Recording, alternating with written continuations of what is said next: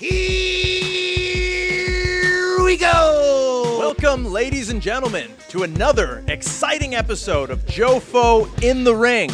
I am your host, and no, this is not a moment of truth, but I am the harbinger of truth, Jeremey Prophet, here to get things started in an episode that is really one of the most important episodes in this show's entire history, because we have one of our biggest guests ever, a current member of the WWE, working tirelessly as a producer, producing some great content, and someone who you might all be familiar with from his excellent and outstanding in-ring work and ability. We're talking about someone who's a very good friend of mine and someone who I am delighted to give you all the opportunity to get to know, Tyson Kidd, aka TJ Wilson. So we're right about to jump into things here. And we started off this interview with me asking him, talking to him, I should say, about the first time that he and I met, which was at FCW, aka Florida Championship Wrestling. And right from the get-go, he had such amazing advice for myself and the other people there doing the WWE tryout. So that's kind of where things get started here. So folks, you're going to want to hold on to your seats for this one, because this is going to be one killer interview, and we will go into it right away. So ladies and gentlemen, today I have the esteemed pleasure of having a guest on this show who is not only one of the best talents to ever come out of Canada, but someone who on a personal level has had a very big impact on my own career, someone I have a tremendous amount of respect for, and it is an honor for myself and all of us here today to have him with us, the one, the only, Tyson Kidd.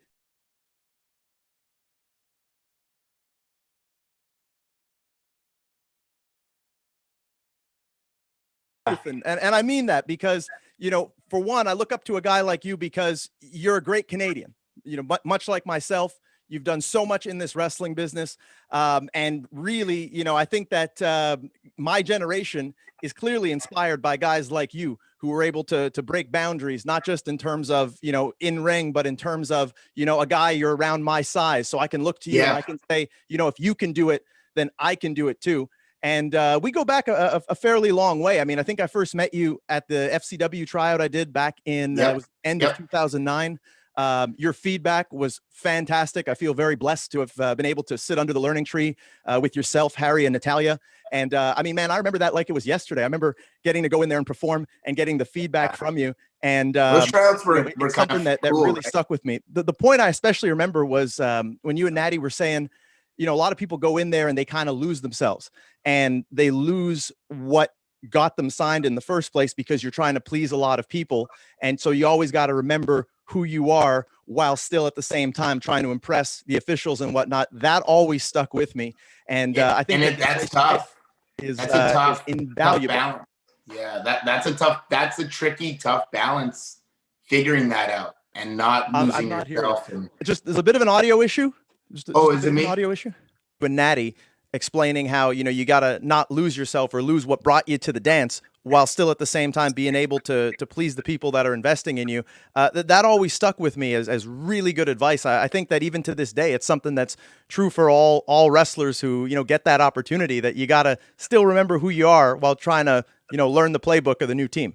Yeah, and it's kind of a tough balance, and you know, it happens to all of us where we kind of get lost in it. If like, for example, if you're in developmental for too long, what you maybe perceive as too long, you'll go through that where you're like, well, what's stopping me from coming up, and you'll start trying to maybe change too much stuff and not just realize that sometimes things are just, everything just takes time, and this is all just a timing thing.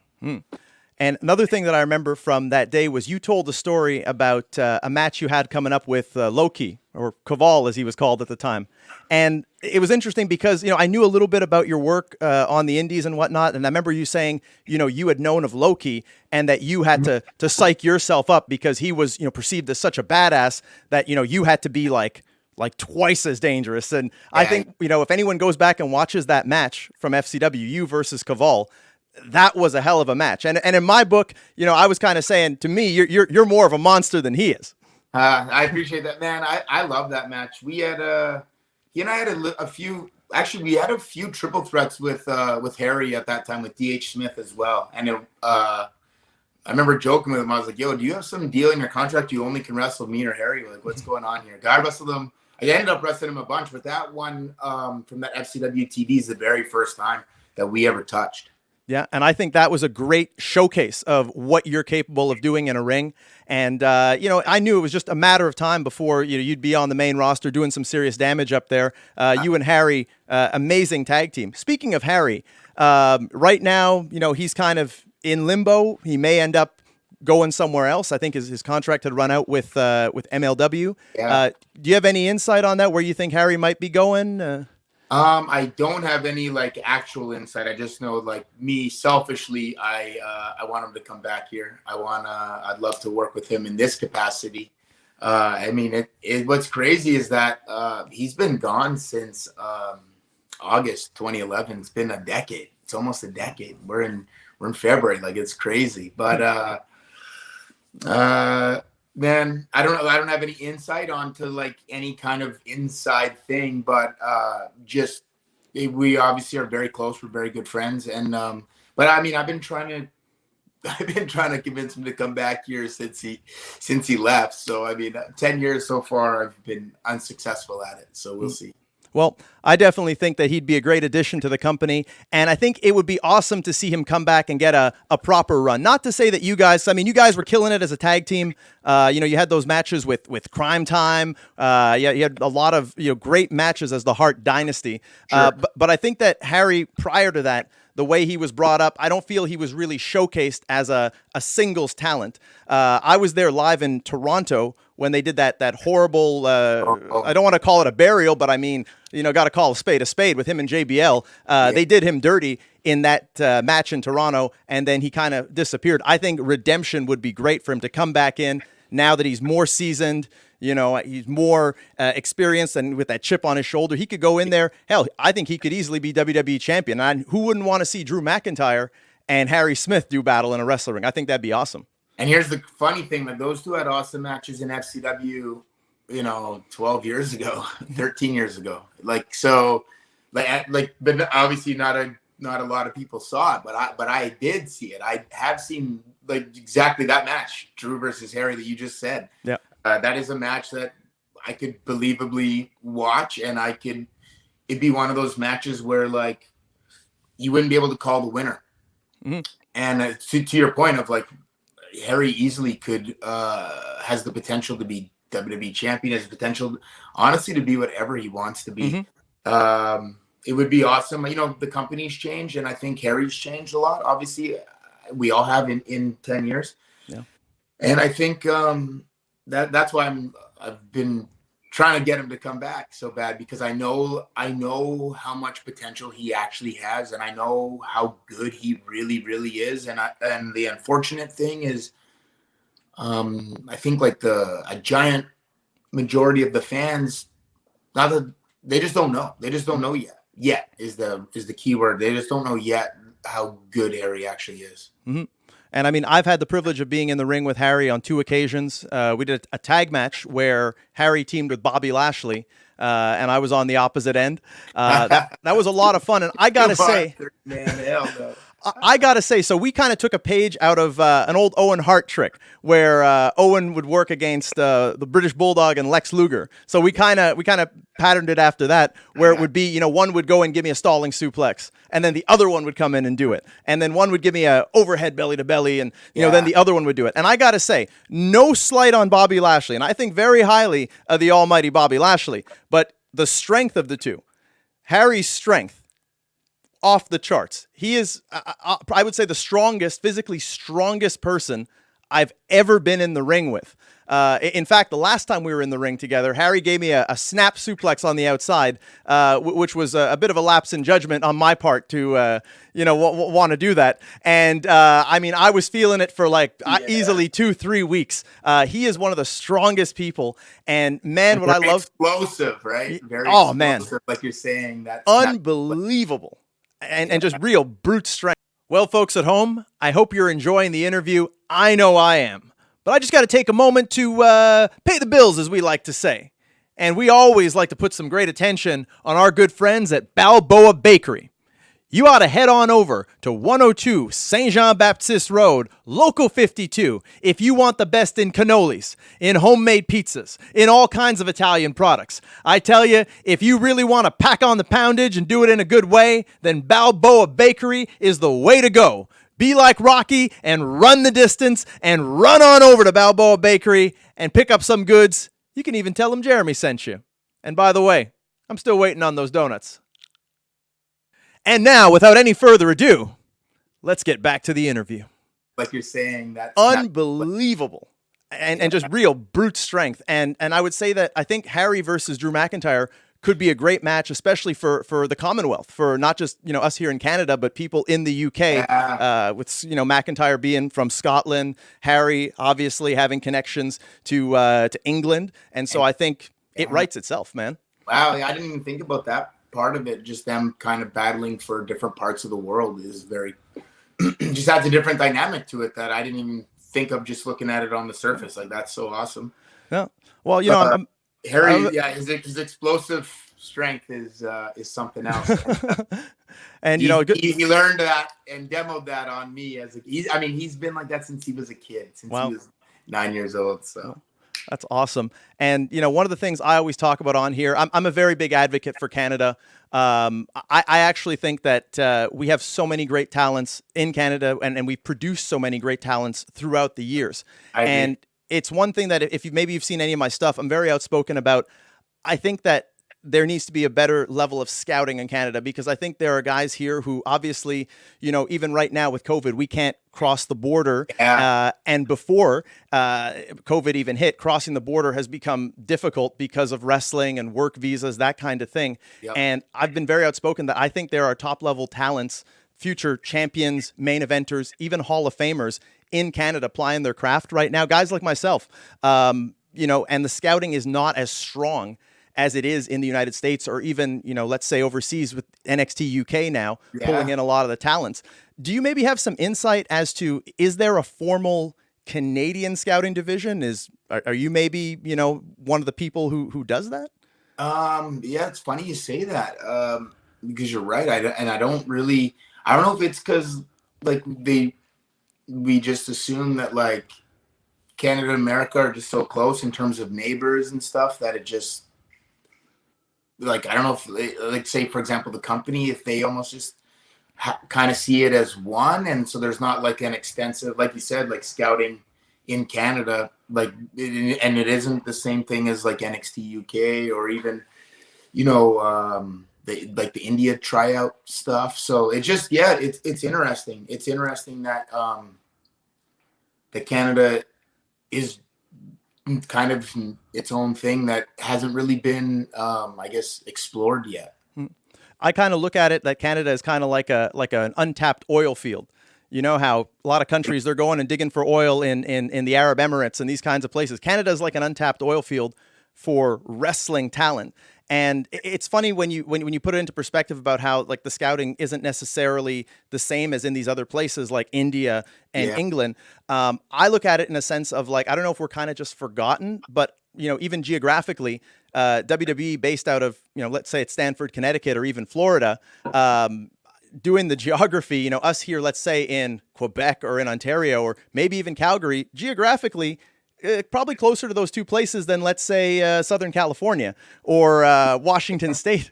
Yeah. So even though we're close in proximity, we have tons of border issues that stop us from going to let's say, build our name on the independent scene, create that same kind of buzz, or even get noticed by WWE. I used to work in New England, in like Massachusetts, and it would blow my mind that in my career, I've done 4 TVs for WWE, and the week long in Florida. Yep. There are guys there that they get, 6 looks in a year because it's just, they're in the market. So there's definitely a lot more opportunities there. And I've kind of taken it on my shoulders with Canada that like we've been a little bit forgotten, a little bit overlooked. And I think there are great talents that could be total game changers for any company out there. Just unfortunately, it's not about what you can do. It's if no one knows who you are. Yeah, no, you're right. And even so with WWE, like pre-COVID, obviously, but TV wise, we would do TV Montreal probably once a year, Toronto. It's been a while since we had TV in Calgary or Edmonton, even. Vancouver may get the odd one. Vancouver, the odd one. There was one last year as a SmackDown. I remember the Sings on 205. There's been a few, but to the point of every week we're somewhere in the state. We're just an American based company. It's a global company, but it's American based in terms of the majority of our shows. So like to your point, and crossing that border, people don't realize how, if you haven't done it, how tricky it is.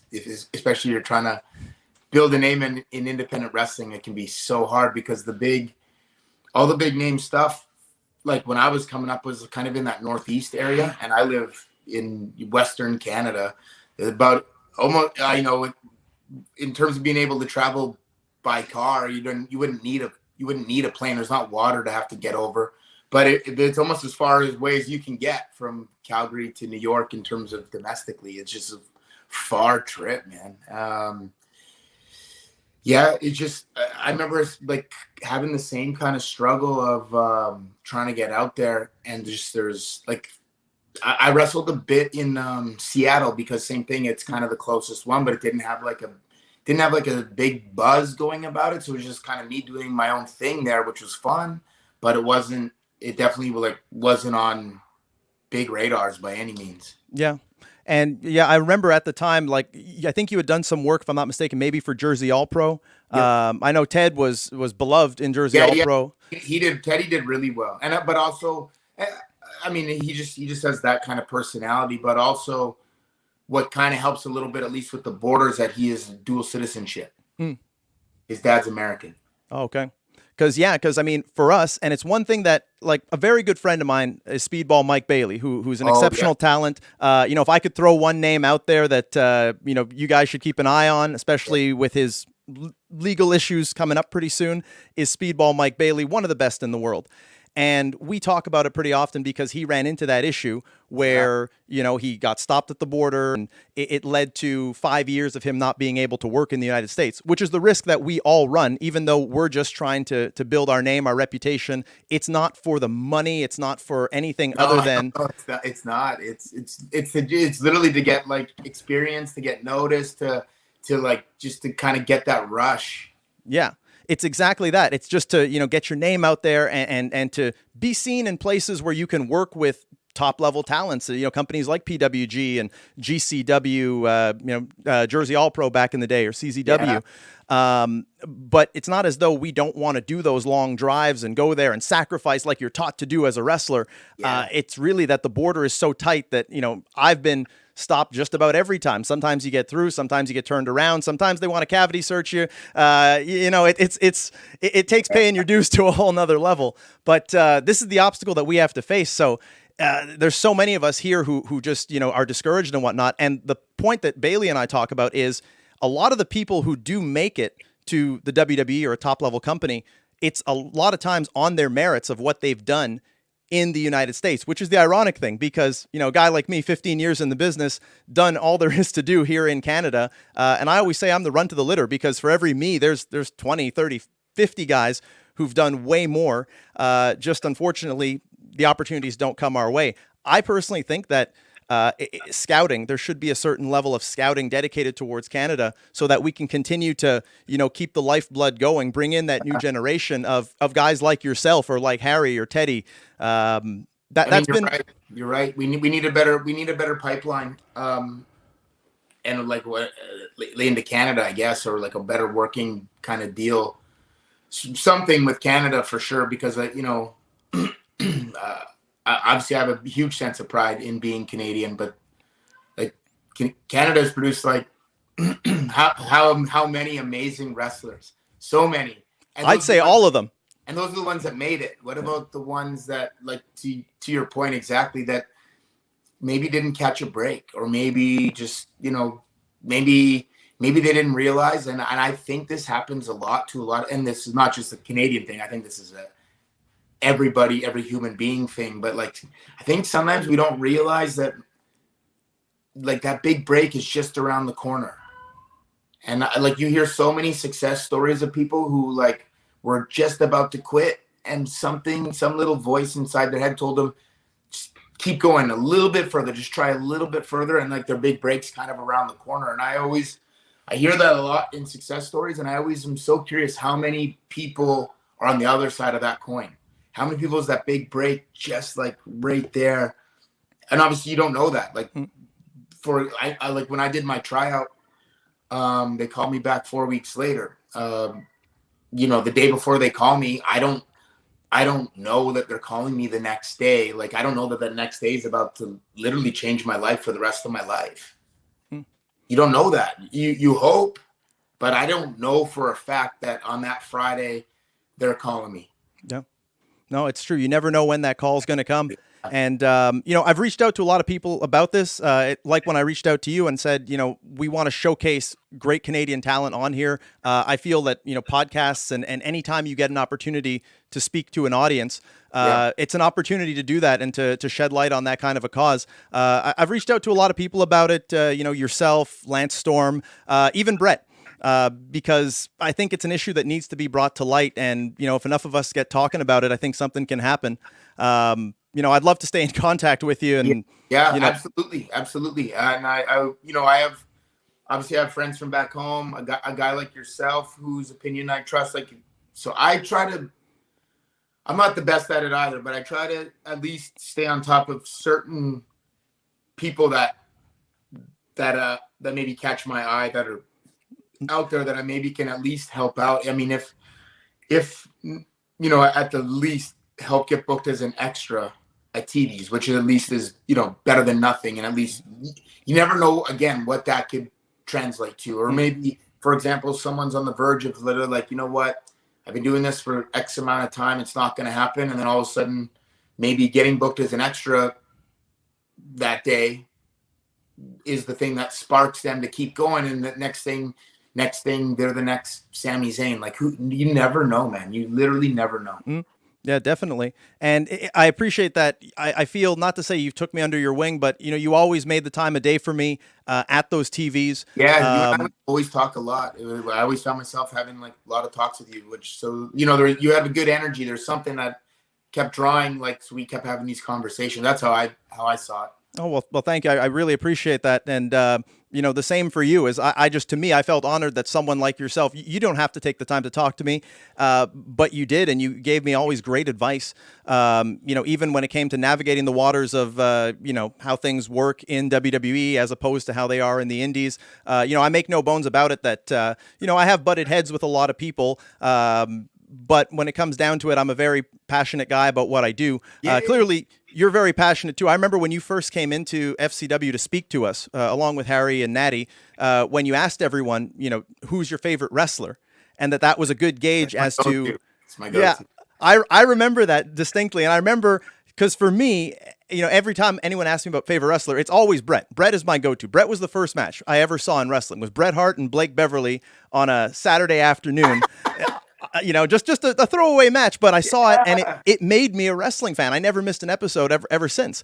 And I wanted to say Bret when you're going around, but I feel like everyone was kind of throwing Bret out there or Owen. And so I said Chris Jericho. But I'll always remember there was one guy there who said, I think he said Ultimate Warrior or something like that.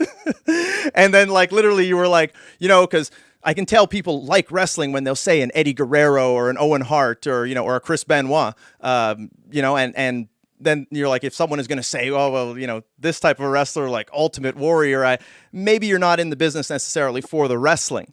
Yeah. And again, you know, maybe that guy ends up having like this awesome energy and charisma, and he does pattern himself kind of after Ultimate Warrior is not. Like, of course, there's great traits to take from everybody. But I feel like if you're like, it's one thing if you're a fan and that's what draws you in, for sure. I 100% the spectacle and the lights. But when you're like, for me, when I'm in the dungeon, you know, grinding it out, the lights and the glamour and all that is the farthest thing from my mind. I'm just thinking like, God damn, how did Bret survive this? How did Owen do this? Okay, like, Yeah. well, how can I get through this? Well, I feel that's what shows that you want it. That you got to be able to survive when it's not the bright lights and the money and the fame. When it's just wrestling at its heart and it's rough and you're hurting. I remember doing the winter tours. Worked for a promoter out of Manitoba called Ernie Todd, and to me, even though a lot of the guys, they were breaking, they were wanting to go home and be back with their girlfriends and be back to where wrestling is an easy weekend warrior kind of thing. I was loving it, even though it's like, this ice could crack and that's all she wrote. But man, that I think that separates the men from the boys. When you can be in those harsh conditions, sleeping on gym mats, not even knowing if you're going to have to maybe sleep in the van because you got stuck in a rut in the snow, and you got to dig yourself out in the middle of nowhere, and still loving it. I think that really will show if someone is made for the business or not doing those tours. Did you ever get to do any of those the winter hell tours? I never did any Winnipeg ones. No. But what I was going to say to you was, and I bet you can remember it, is it's so funny because I started at a young age. So I remember like the first time that I did kind of what you're saying in terms of like where you maybe do your first week or 2 weeks straight of shows, or you have like, 4 shows in a week, or whatever that first little stretch is. And it's kind of like, okay, this is almost in your mind. You almost make it out to be this make or break situation. This is going to be where you find out, do you really love this?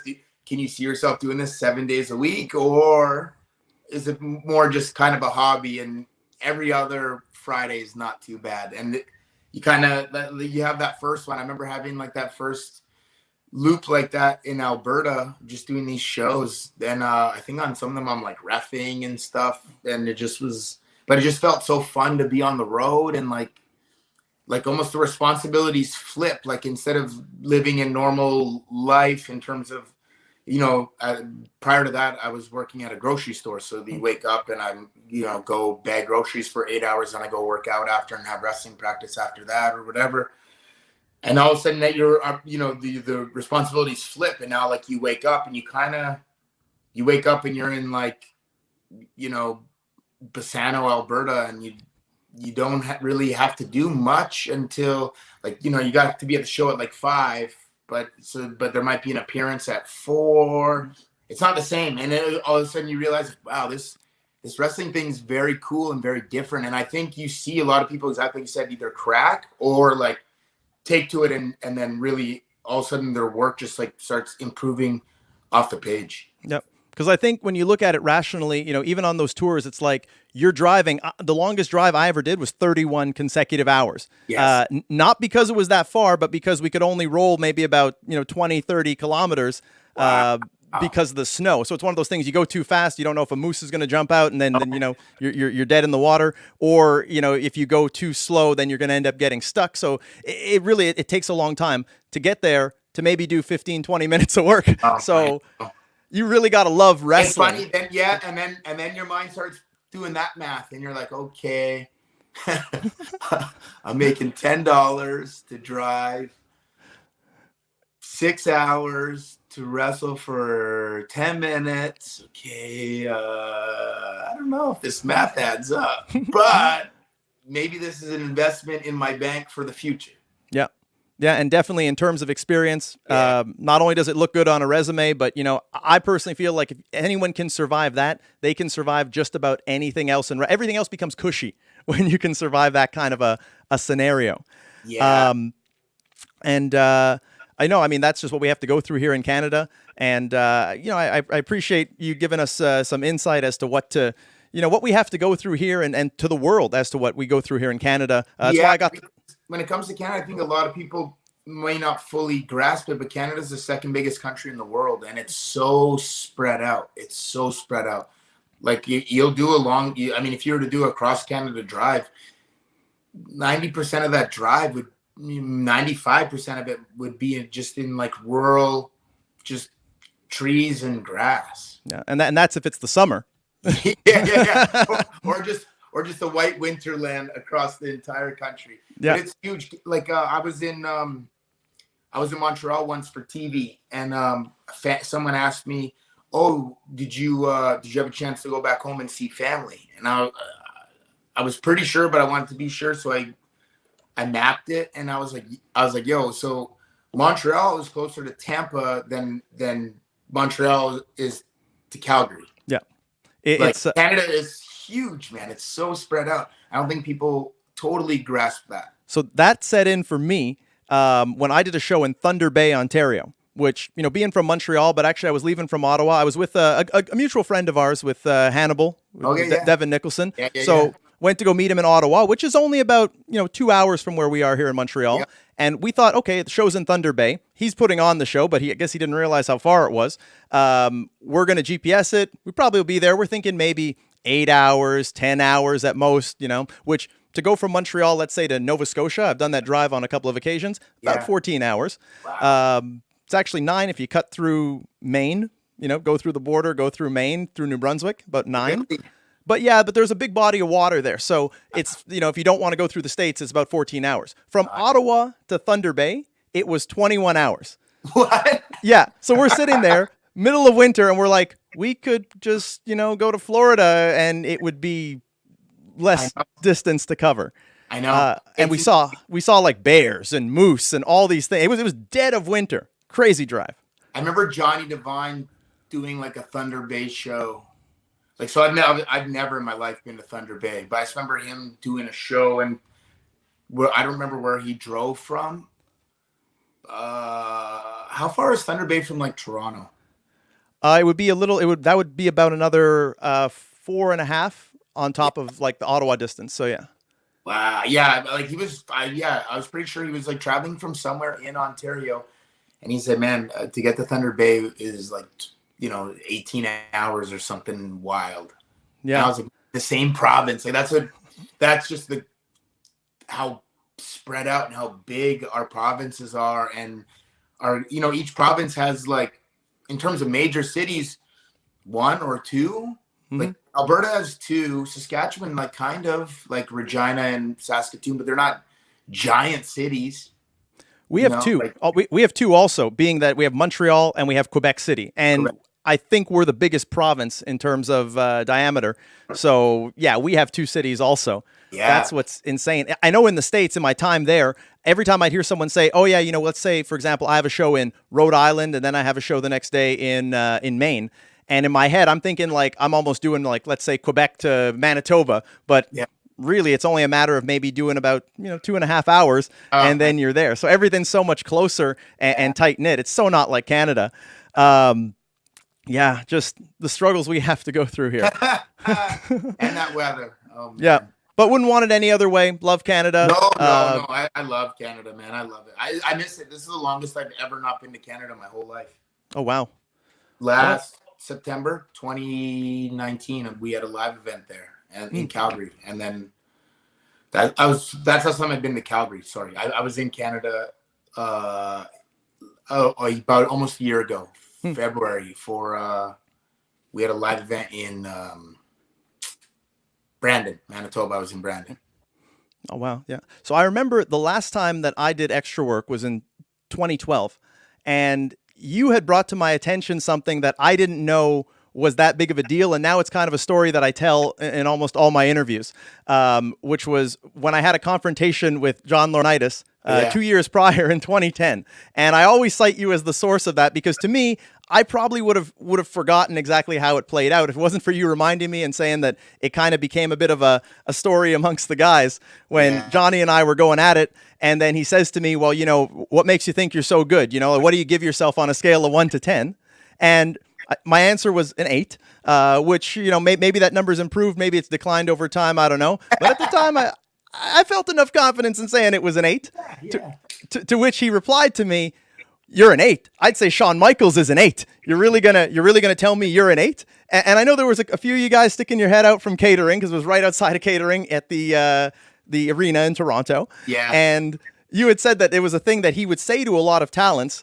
more or less to kind of dismiss them, because if you say, well, okay, if Sean's an 8, then I'm a 6, and he's going to say, well, why do I want a 6? I'm looking for my next champion here. And then I guess if you stick with it, or you say you're still an 8, you might get accused of having an ego or thinking too highly of yourself.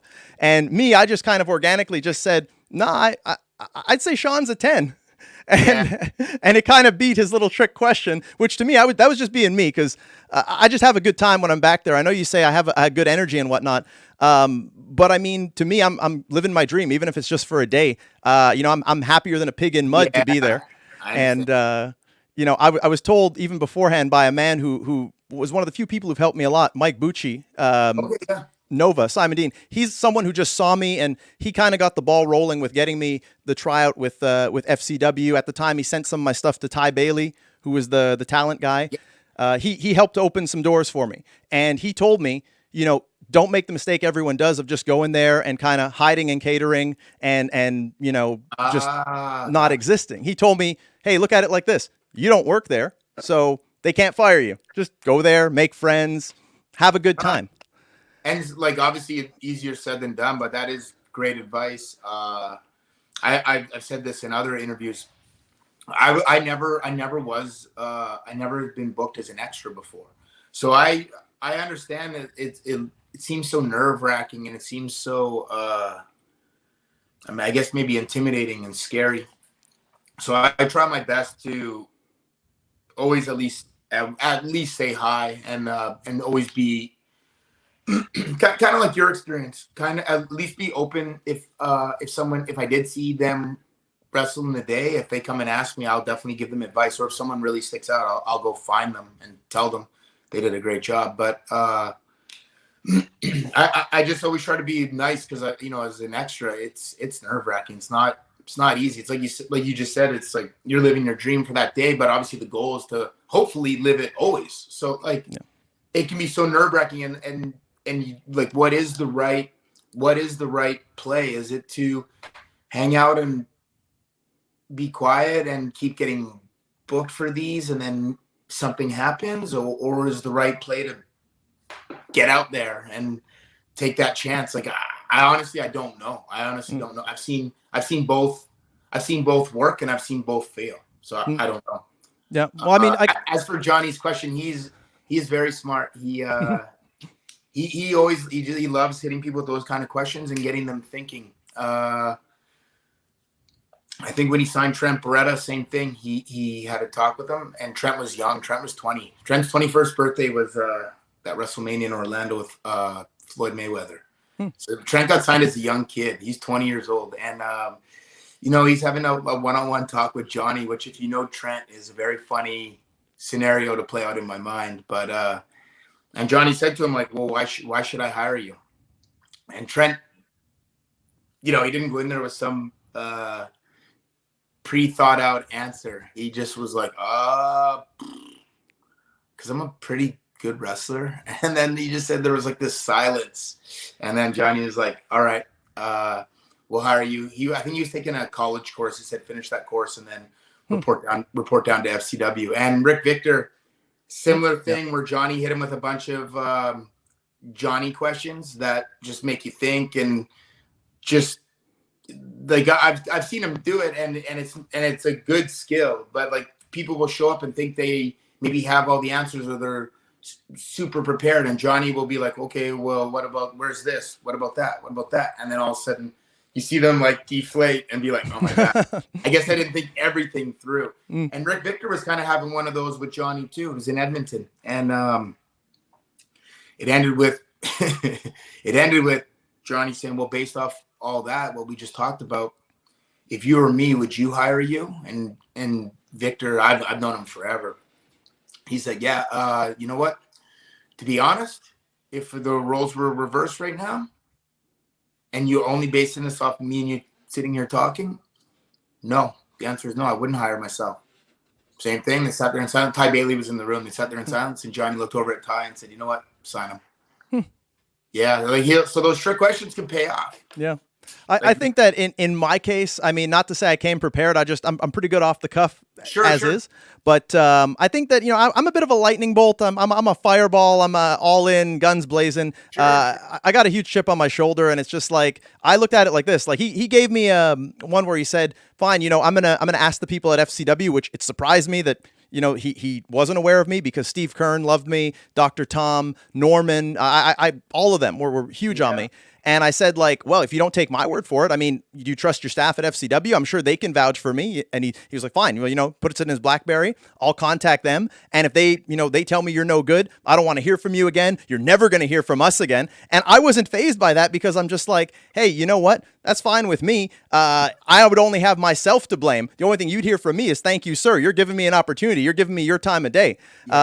Guess I didn't catch him in the right mood, but like I said, I'm a lightning bolt. And, even the last time I was there, kind of went back and forth with William Regal over some issues. He didn't feel my footwork was adequate. Again, I kind of threw some shots his way in my own defense. But it's funny, because I did actually take the criticism, despite the fact that, we kind of had a bit of a brouhaha. I actually went out and took boxing courses, literally what he recommended, to improve my footwork, because I can recognize if this is the one thing that's keeping me out of the door, then I'm going to correct that. And, whatever it might be the next time around. Even the first time I was there, they said my promos were a little too over the top. They actually compared me to The Rock, which, believe it or not, in 2010 was kind of a bad thing, because they wanted more serious and stories. And that's kind of what Steve Lombardi and Josh Matthews at the time, who were overseeing the promos.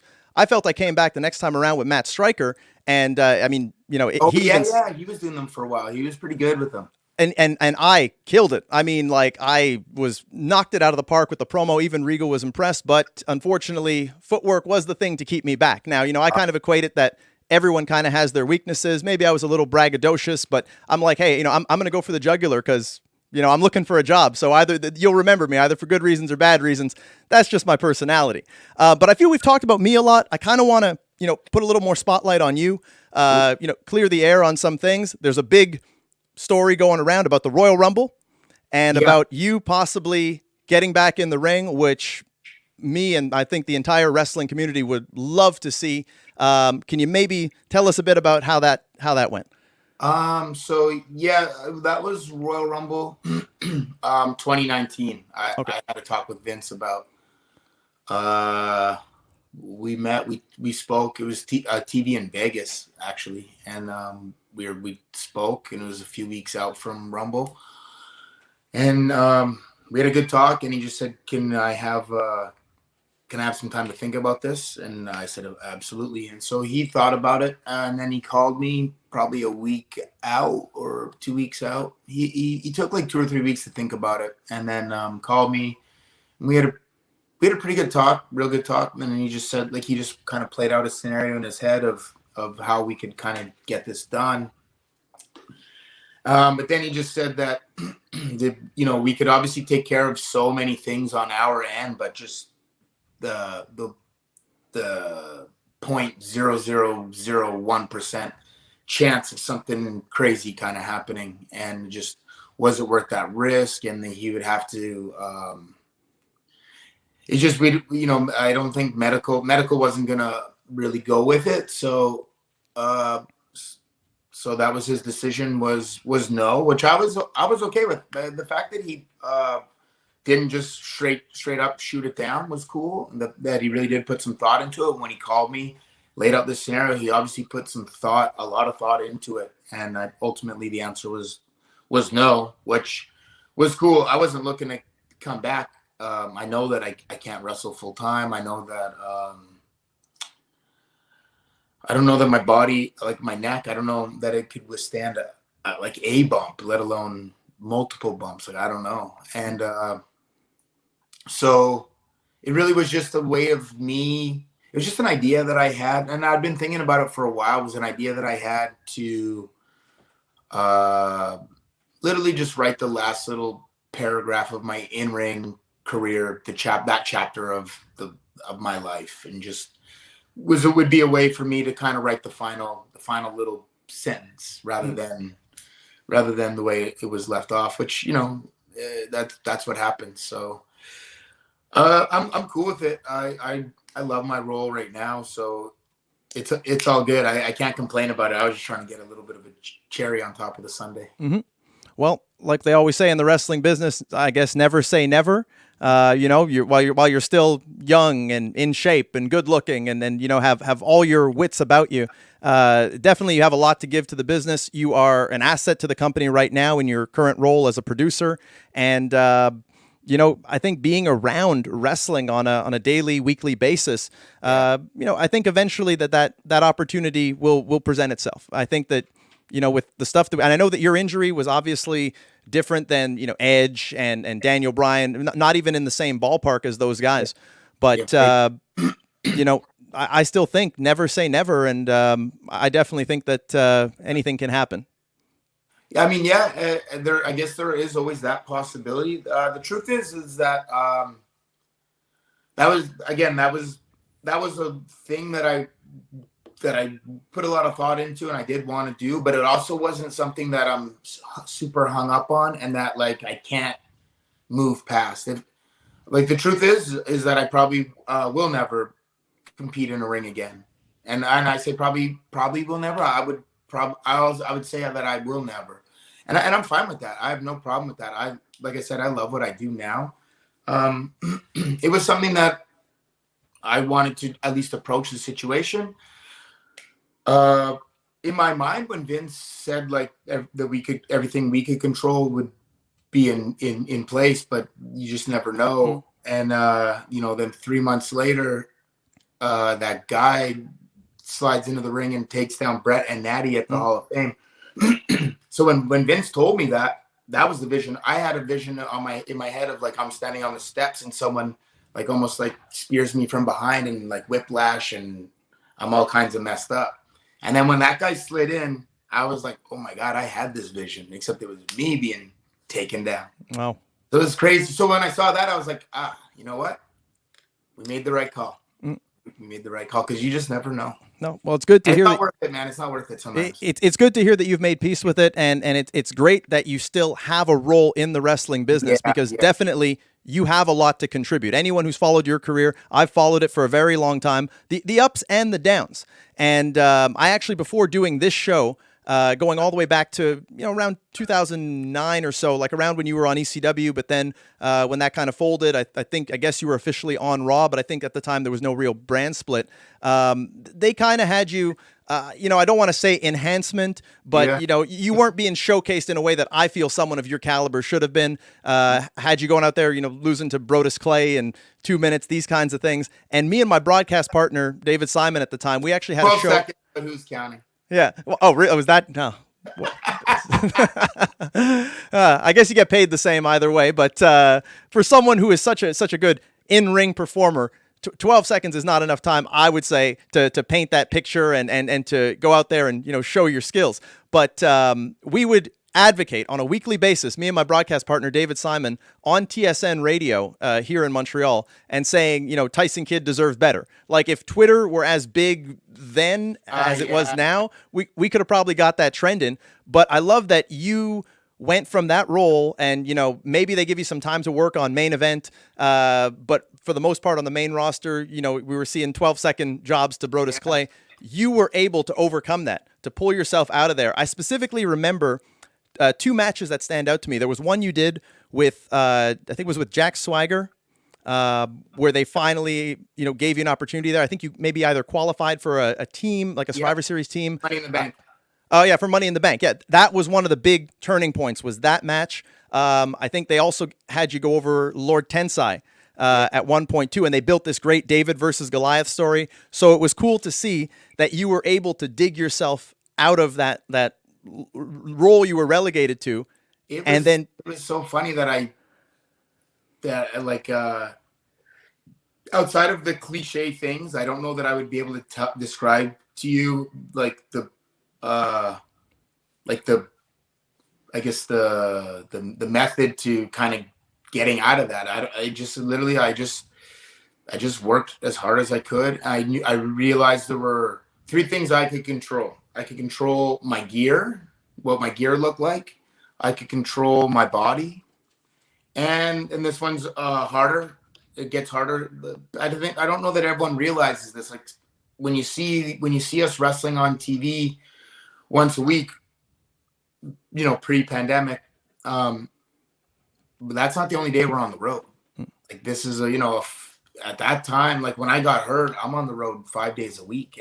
The day and a half that I'm home, we were filming Total Divas. So like I was working 7 days a week for weeks before when I got hurt in 2015. So my point just being like, people, not everyone always understands how frustrating it can be, because I'm flying out on a Friday and I'm wrestling somewhere on a Friday, and we have a 2-mile drive, and I'm wrestling somewhere on Saturday, then I'm wrestling somewhere Sunday, then Monday I show up to TV, and then it's like either like you said, maybe I don't have a match, or maybe it's me against Brodus in a quick deal or something like that. And it's not ideal, but I remember seeing like Shawn Michaels talking about this advice Macho Man gave him before when he was frustrated, saying like, hey, here's the thing, you can't make the play if you're not on the team. If you're on the team, you have a chance of getting called off the bench and making the play. But if you're not even on the team, you for sure cannot make the play. No. That's an average motherfucking podcast. Dirty Heelz. My music keep these mooches in their fields. Whoa. Can you use that? That's not yours. Why? Because that's Jofo in the ring, and you're tuning in to Jofo in the ring. Who are we? We are the Dirty Heelz. I'm your boy Kingdom Stones, aka Kofi Weaston. This is your boy the DOE, Good Rubber Bowl. And if you want to check us out, we are an independent wrestling group. We specialize in wrestling, independent wrestling, or anything WWE, WC, mainstream. Hey, if you want to check out some collaborations between us and Jofo in the ring, hashtag Dirty Heelz. Or you check us out on IG, Dirty Heelz_132. Hit the link at the top of the box and check us out. here we go.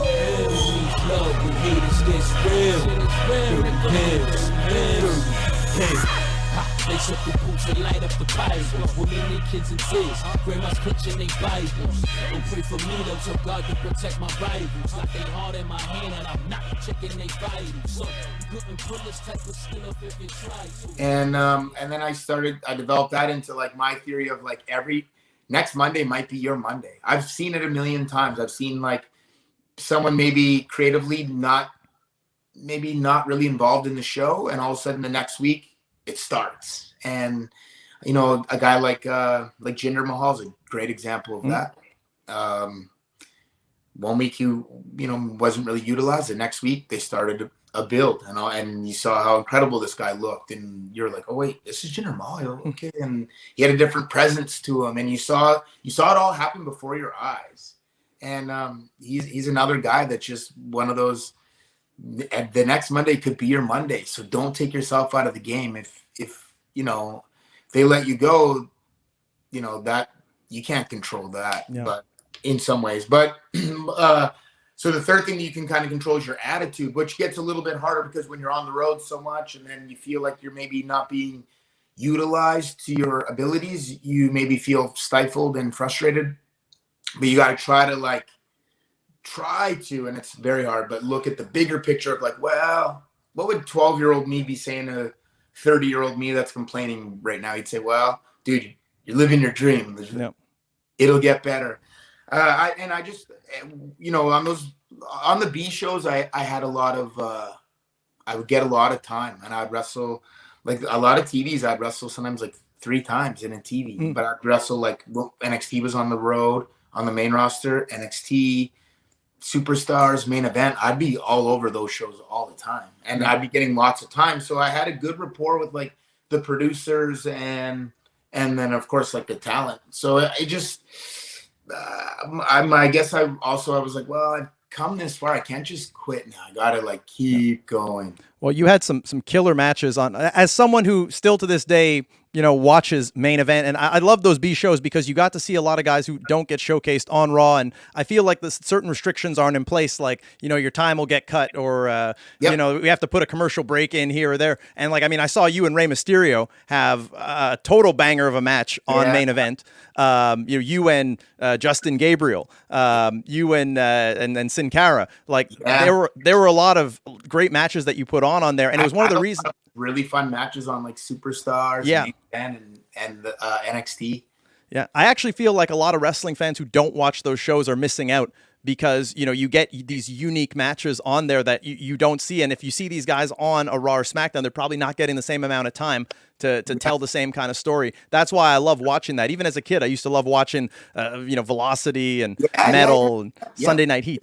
Me too, because you just wanted to see you'd see them do different things, and when I was a little bit younger, I maybe didn't understand why are they doing all this wild stuff on Velocity? It's not quite on Raw, and then you realize it's kind of these guys' time to shine on this show was kind of in a way almost built for them. And then on Raw, like you said, maybe their time's cut, or if the match is not for them, they're not going to get that chance to do that stuff. Yeah.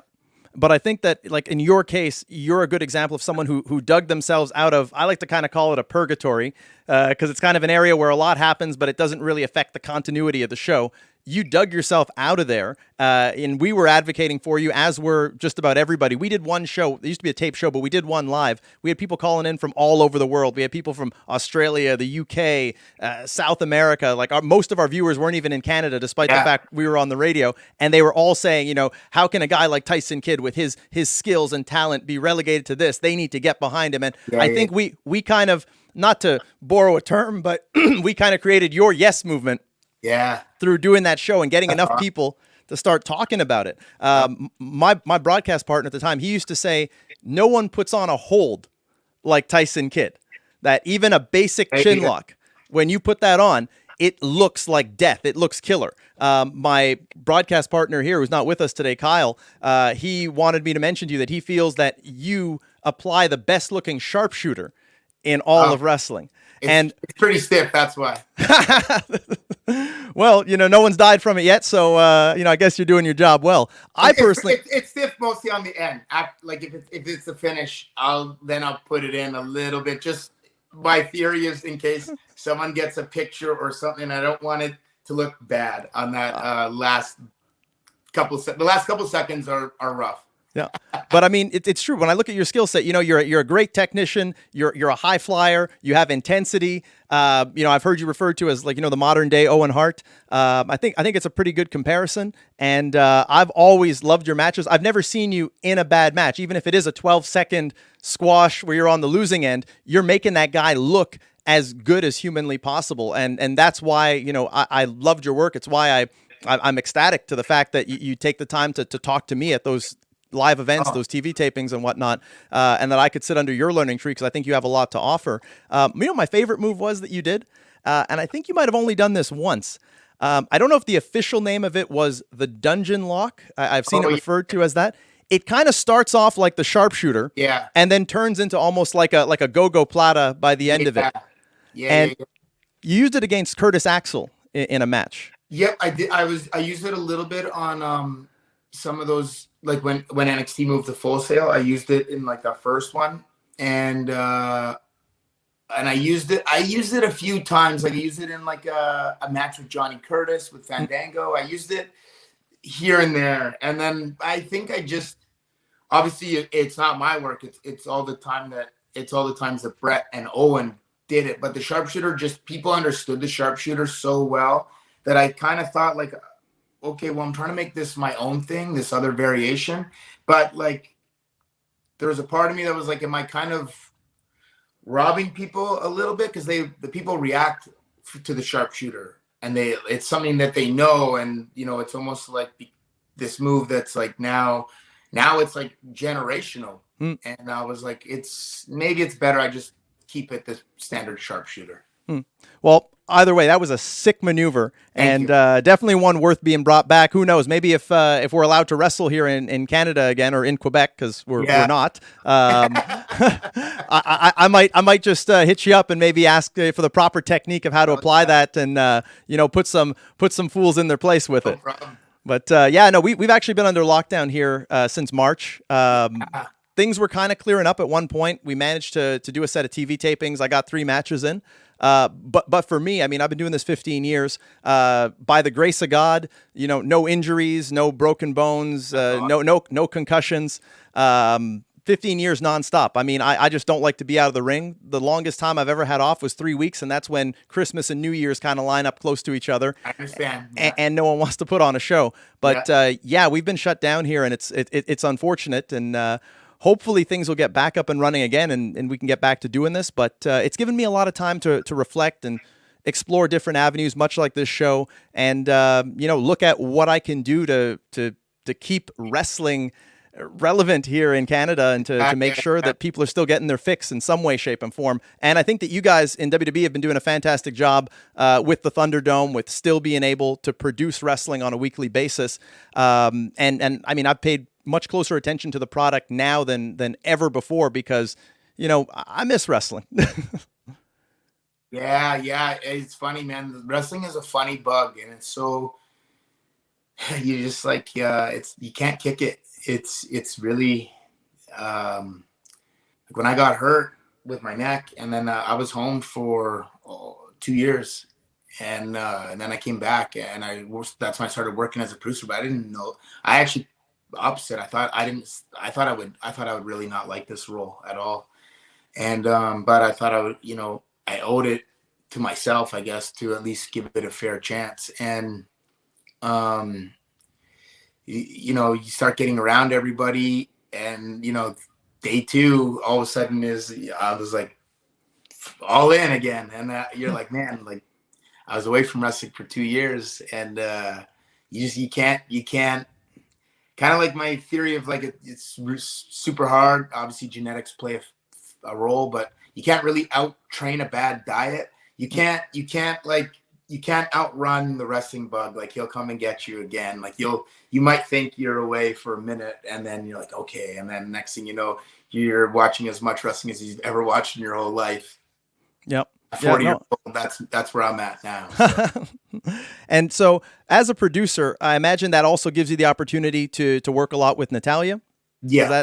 Yeah. I work a lot with the women, especially this last year, like 2020, like almost entirely with the women. I think that's great. And definitely there's been an uptake in the quality of women's wrestling and in the quality of women's wrestlers. I'd even go so far as to say WWE right now has the best women's division in wrestling between NXT and the main roster. Personally, and I'm pretty outspoken about NXT, but I enjoy the women's matches the most when I watch. And I think I'm going to be biased, obviously, but I 100% agree. Yeah. Because, you look at all those girls, some of them made it to the main roster now, the Bianca Belairs, the Rhea Ripleys. Yeah. It's like we're seeing this new generation of great women wrestlers. Yeah. Where it's like the evolution. And that women's division, they put the rest of the wrestling to shame right now, where any of those girls can go and they can main event a show, and it won't be seen as an oddity. They bring it. In terms of the wrestling action, they're in fantastic shape, great cardiovascular shape, and the creativity too. So definitely, you're doing a great job there. What you just said too, in terms of cardio, like obviously you say that, and then instantly in my head, you think back to just this weekend where Rhea and Bianca in the Royal Rumble and how much time they put in there, and then you see the energy that those two had at the very end when it just comes down to those two. It gives me goosebumps thinking about the ending with those two. Mm-hmm. It was a very cool concept. It was if you're a fan, like I tried to view things the way I viewed them when I was 10, maybe not so much the way I view things when I'm 20 and I've been wrestling, and I try to view things as much as a fan as I can. And which obviously is a hard thing. And you understand, you've been wrestling for 15 years. It's hard to kind of untrain your eye and go back to being it's a very tricky thing. But like, I just was picturing in my head, if it comes down to those two, as a fan, you right away, you can't call who's gonna win, and then B, you're like, wow, like these are both like they're both brand new. Like Bianca, I guess she technically got called up at WrestleMania last year, but then didn't do a lot on Raw, and then since the split, the draft in I believe October, Bianca started doing a bunch on SmackDown, and you started to see who this girl is, and I think endless potential. And then Rhea, same thing. She's so young. Like, kind of to your point, like this is a girl now, Rhea, her age, like she's someone who's, I don't know this because I haven't, 100% spoken to her about it, but like I just can assume like she's someone who came up on like watching Natty wrestle, or watching even like she wasn't in the company, 6-7 years ago when like when that first takeover is happening, or even that NXT arrival where you had Paige and Emma, and then at that first takeover you have Natty and Charlotte, and you have these matches, and you started seeing these women's matches really taking off. And so someone like Rhea, she's a young girl at the time watching this, and this is what she got to come up on. So now we're starting to see that. Now we're going to start seeing the generation after this is going to, like, you got to think, how good is that woman talent going to be in this next generation that's coming up on Sasha versus Bailey, or Natty versus Becky, Charlotte, Ronda, and Becky main event WrestleMania. What women do we have in the woodwork that are going to come up? It's going to be insane. Yeah, the bar just keeps getting set higher and higher. And when I look at like Bianca Belair and Rhea Ripley, I mean, they're both the total packages. They both, they look great. They have the in-ring skill, and they have the mic skills to go along with it. Yeah. And so, I mean, if things can keep going in that direction, it's going to be very competitive, and it's just going to bring out the best in everyone. Much like a guy like myself who's, a little younger than you, but seeing a guy like you who can go in there and do all those things, and it inspires me to want to be able to bring that same kind of A game.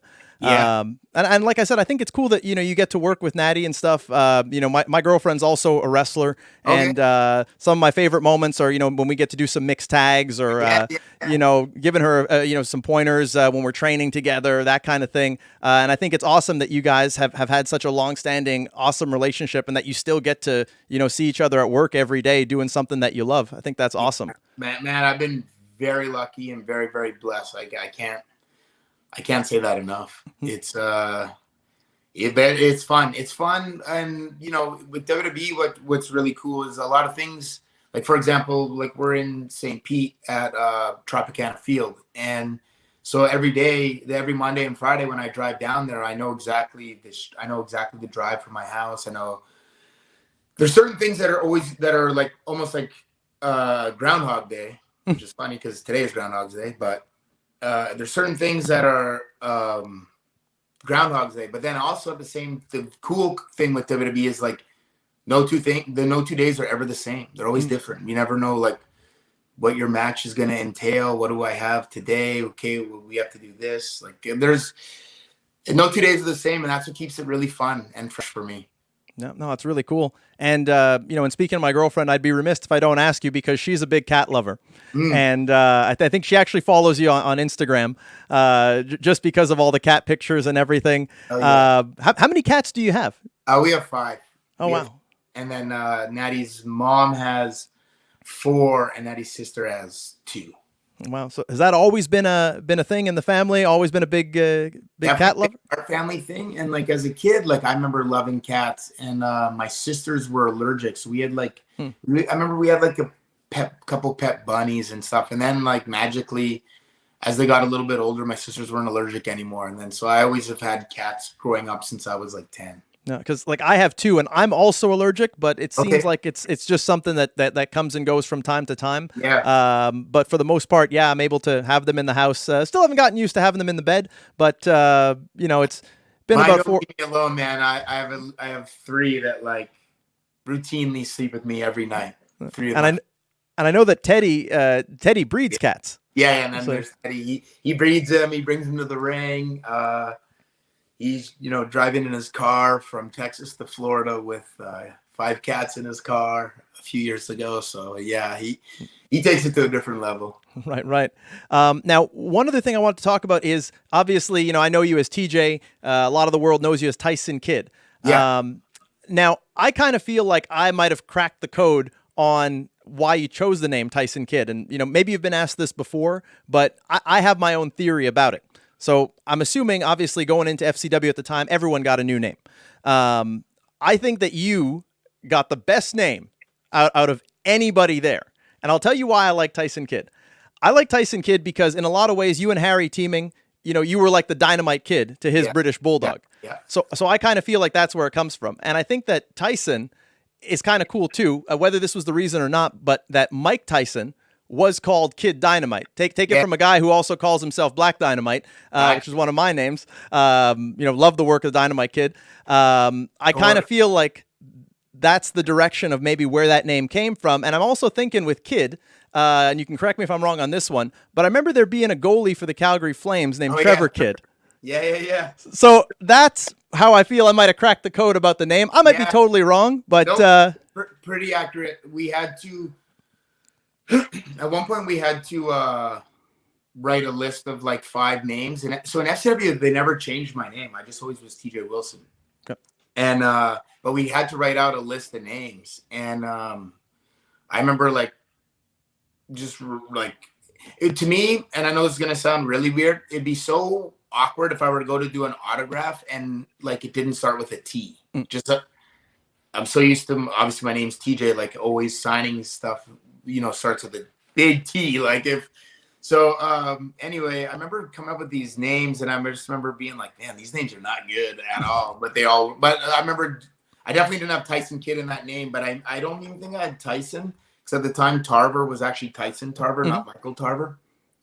And so I had all these other names. Like I remember being like, okay, I was kind of looking for fighters' names. Like I'm friends with Josh Barnett, and I remember like putting like TJ Barnett, and of course like it's not my real name, so it's not gonna sound good. And I was like, that sounds terrible. I was like, but at least it's like I was trying to come up with like fighter names and stuff like that. Anyway, I got called up and I did a dark match in Oakland with Jamie Noble, and I was TJ Wilson that day, and I saw the writer for ECW, and he said, okay, you're gonna debut tomorrow, but we need to come up with a name through legal. I said, okay. Was that Dave Lagana at the time, just out of curiosity? No, that was Ed Koski. Ed Koski, okay. And so I was like, okay, cool. I was like, this woman writer, Jen, she had called me, and I think on the Wednesday to tell me I was being called up, and that they would have to change my name, and so to be thinking. So I was thinking. And then I saw him, and he told me, and so I fact checked it, and he's right in 2009 or 2008, I guess. But he's like, yeah, I remember. All I remember is I don't remember the last name. They wanted to call me Ethan something, and I was like, Ethan. I was like, that. I don't know any Ethans, man. I know like Ethan Hawke, the actor. In 2009, that's it that I know of. I was like, damn, to me, this doesn't sound like a fighting name. Like, goddamn. And then he said it was the most common name in Alberta. And I was like, well, I'm from Alberta. I don't know any Ethans, man. Like, but I Googled it, and I think in like 2008, it was the top name for babies. So there's going to be a lot of Ethans now in Alberta, but not when I was growing up. So anyway, I was like, well, and I remember seeing Johnny in the hallway. He's like, we need to come up with a name. And I said, and I've been talking with Natty that day, and Tyson, obviously, I mean, you cracked the code, is exactly that. And I wrestled in Japan as Stampede Kid. So I thought like, okay, I'll use Kid, but I'll add a D, so it's a real last name. But also in the event that Harry and I team up again, because at the time we weren't teaming yet. We were in FCW, then we stopped, and now I'm getting called up to ECW, and then he ends up coming a few months later in May. Yep. And I remember thinking, so the Bulldogs, obviously they're the British Bulldogs, but they were Dynamite Kid and Davey Boy Smith, so Kid and Smith. I was like, he's DH Smith. If I'm Tyson Kidd, it still is Kid and Smith. Yeah.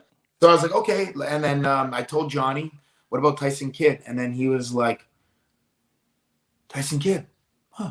I like it. And then walked off. And then the next day, I see Ed, and then they're like, yeah, okay, so your Tyson Kidd legal approved it. And then so that was that. It was cool. It was cool that it was like such an easy process. And I think it's a great name. It's of all the names people were getting at the time, you know, some of them were almost laughable. Yeah. I really feel you had the most badass name when it came to Tyson Kidd. And like so also a weird thing is like I was also in this group of guys where we'd been in developmental for, you know, 18 to 24 months and then get called up and then sink or swim, kind of, it felt like. In terms of the names, like the guys at that time that got called up around me is Ryan Braddock, Kazarni, Cole Cabana, Gavin Spears, they called him. Yeah. Cole, Scotty Goldman. Yeah. I think Bam Neely, DJ Gabriel. Yeah. And then, but all those guys were kind of in developmental for the same amount of time, called up, did a little something, and then kind of let go. So I just remember being like, oh man, am I next with this damn thing? Well, they started you off pretty well there with Natty and then working with Finley. And also like having them say that Bret trained me, I think gave me a little something at least, like to the audience, like, okay, you obviously don't know who I am, but at least if you hear that, oh, he's the last guy from the dungeon and Bret Hart trained him, and it's at least a little something, which is better than a lot of nothing. Well, I still think you had a great debut when they brought you in, even if just for that end where you kicked Bao Nguyen's face right off with that Van Daminator. That was a thing of beauty. That was like one of those internet GIFs before that became a thing. It's so funny, man. It's so funny that was like my nicest spin kick and then combined with like my ugliest springboard elbow. The funny combo. But man, yeah, he's a ref in WWE now. Yeah. Like we talk about it all the time. He's awesome, man. I remember he stayed in contact with me through MySpace of all things at that time. And then it was good to see him get hired after that. He was awesome. He was so awesome and so giving. I remember some of the guys came up to him and were like, hey, that Tyson guy stiffed the hell out of you. And the truth is, I think the spin kick didn't hurt, but if you watch it back, so I hit him with the spin kick, then the ref's checking on him and I sidestepped the ref and I was just trying to show my aggression, and I accidentally, like, I stomped his head so hard. I didn't mean to. He told me that kick hurts. When they were asking about the spin kick, he said he felt okay because he was not lying to them. That spin kick didn't hurt. It was the one that followed it that was in there. Well, it was a fantastic looking kick either way. Definitely a great highlight. When we release this episode, we'll probably get the video of it to accompany the audio because we do like to throw in a lot of clips. And so the audience will be able to see exactly what we're talking about. And dude, and his head and the way his body moves after it it's a lot of, it's that moves 50-50. It's 50% me and that's 50% Bao. Yeah. Well, it's one of the things I look back on, too, because I did get to do one match on SmackDown. Found myself epically on the losing end of a match with Lance Archer and Kurt Hawkins back in 2010 when they were building them up as a tag team. I think they called them the Gate Crashers at the time. Yeah. I got a lot of praise, too, for a few of the bumps that I took in there. Archer tossed me like I was yesterday's garbage. Took a bit of a face bump on the landing, and even at the start of the match, it's one of those matches where, I'm not being given anything. My job is really just go in there, make these guys look great. And I had this beginning with Hawkins where he throws this punch, and I just said, you know what? I'm going to charge into this thing full blast. And the only time in my life I ever got a black eye, and not because he, knocked the hell out of me, but because I just charged into his fist full on. I'm like, hey, look, if I'm going out, I'm going out in a blaze of glory. That's always my way of looking at it. And I didn't get a name as cool as Tyson Kidd at the time because my actual name is Jeremy Barnoff, and I pitched them Jeremey Prophet, which is my wrestling name. Yeah. And initially they said it was cool. It might actually fly. My partner, who was Tyler Turva, that was his wrestling name. His real name, I think, was Brett Turva. And he has Turva tattooed right across his side, almost like AJ Styles, or might be across his back. They said, well, you got a tattoo, so you can probably keep the same name. So it was going to be Ty Turva, and Jamie Noble pitched, well, we can't call you by your real name, but we'll call you Jeremy Barnes.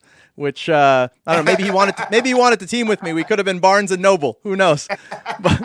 But I didn't mind that because Stu Barnes was actually one of my favorite hockey players. He played for the Florida Panthers.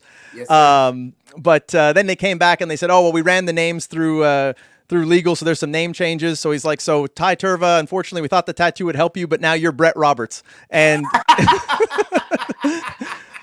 I believe, if I'm not mistaken, the quote was, you're now Jake the Snake's illegitimate son, Brett Roberts. And I became Jeremy Barner, which I was okay with. It's close enough to my real name. Maybe I could take Josh Barnett's name if ever, I make it to the big stage. Who knows? But gotta love those name changes and getting those opportunities as enhancement. I would have loved to share the ring with you at some point in time. Yeah, that would have been awesome. Definitely think we could have done a lot of great work, and it's cool to get to have this talk with you. Hopefully the first of many. Oh yeah, it's been a lot of fun, man. I love chatting about anything, especially but like different things. Like I've done a few of these, but I haven't had an extensive talk about like Canadian wrestling or things like that, or the death tours or anything. So it's cool, man. It's really cool for me. Yeah, it's been kind of we could call it like my crusade, being that I am the prophet, I am a prophet. This is like my crusade to let people know Canada exists, and we got a lot of great freaking talent out here that could be in better places. One of the stories that came up on one of the interviews we did, because we did one with Hannibal, he had mentioned that the story kind of was how can I put this?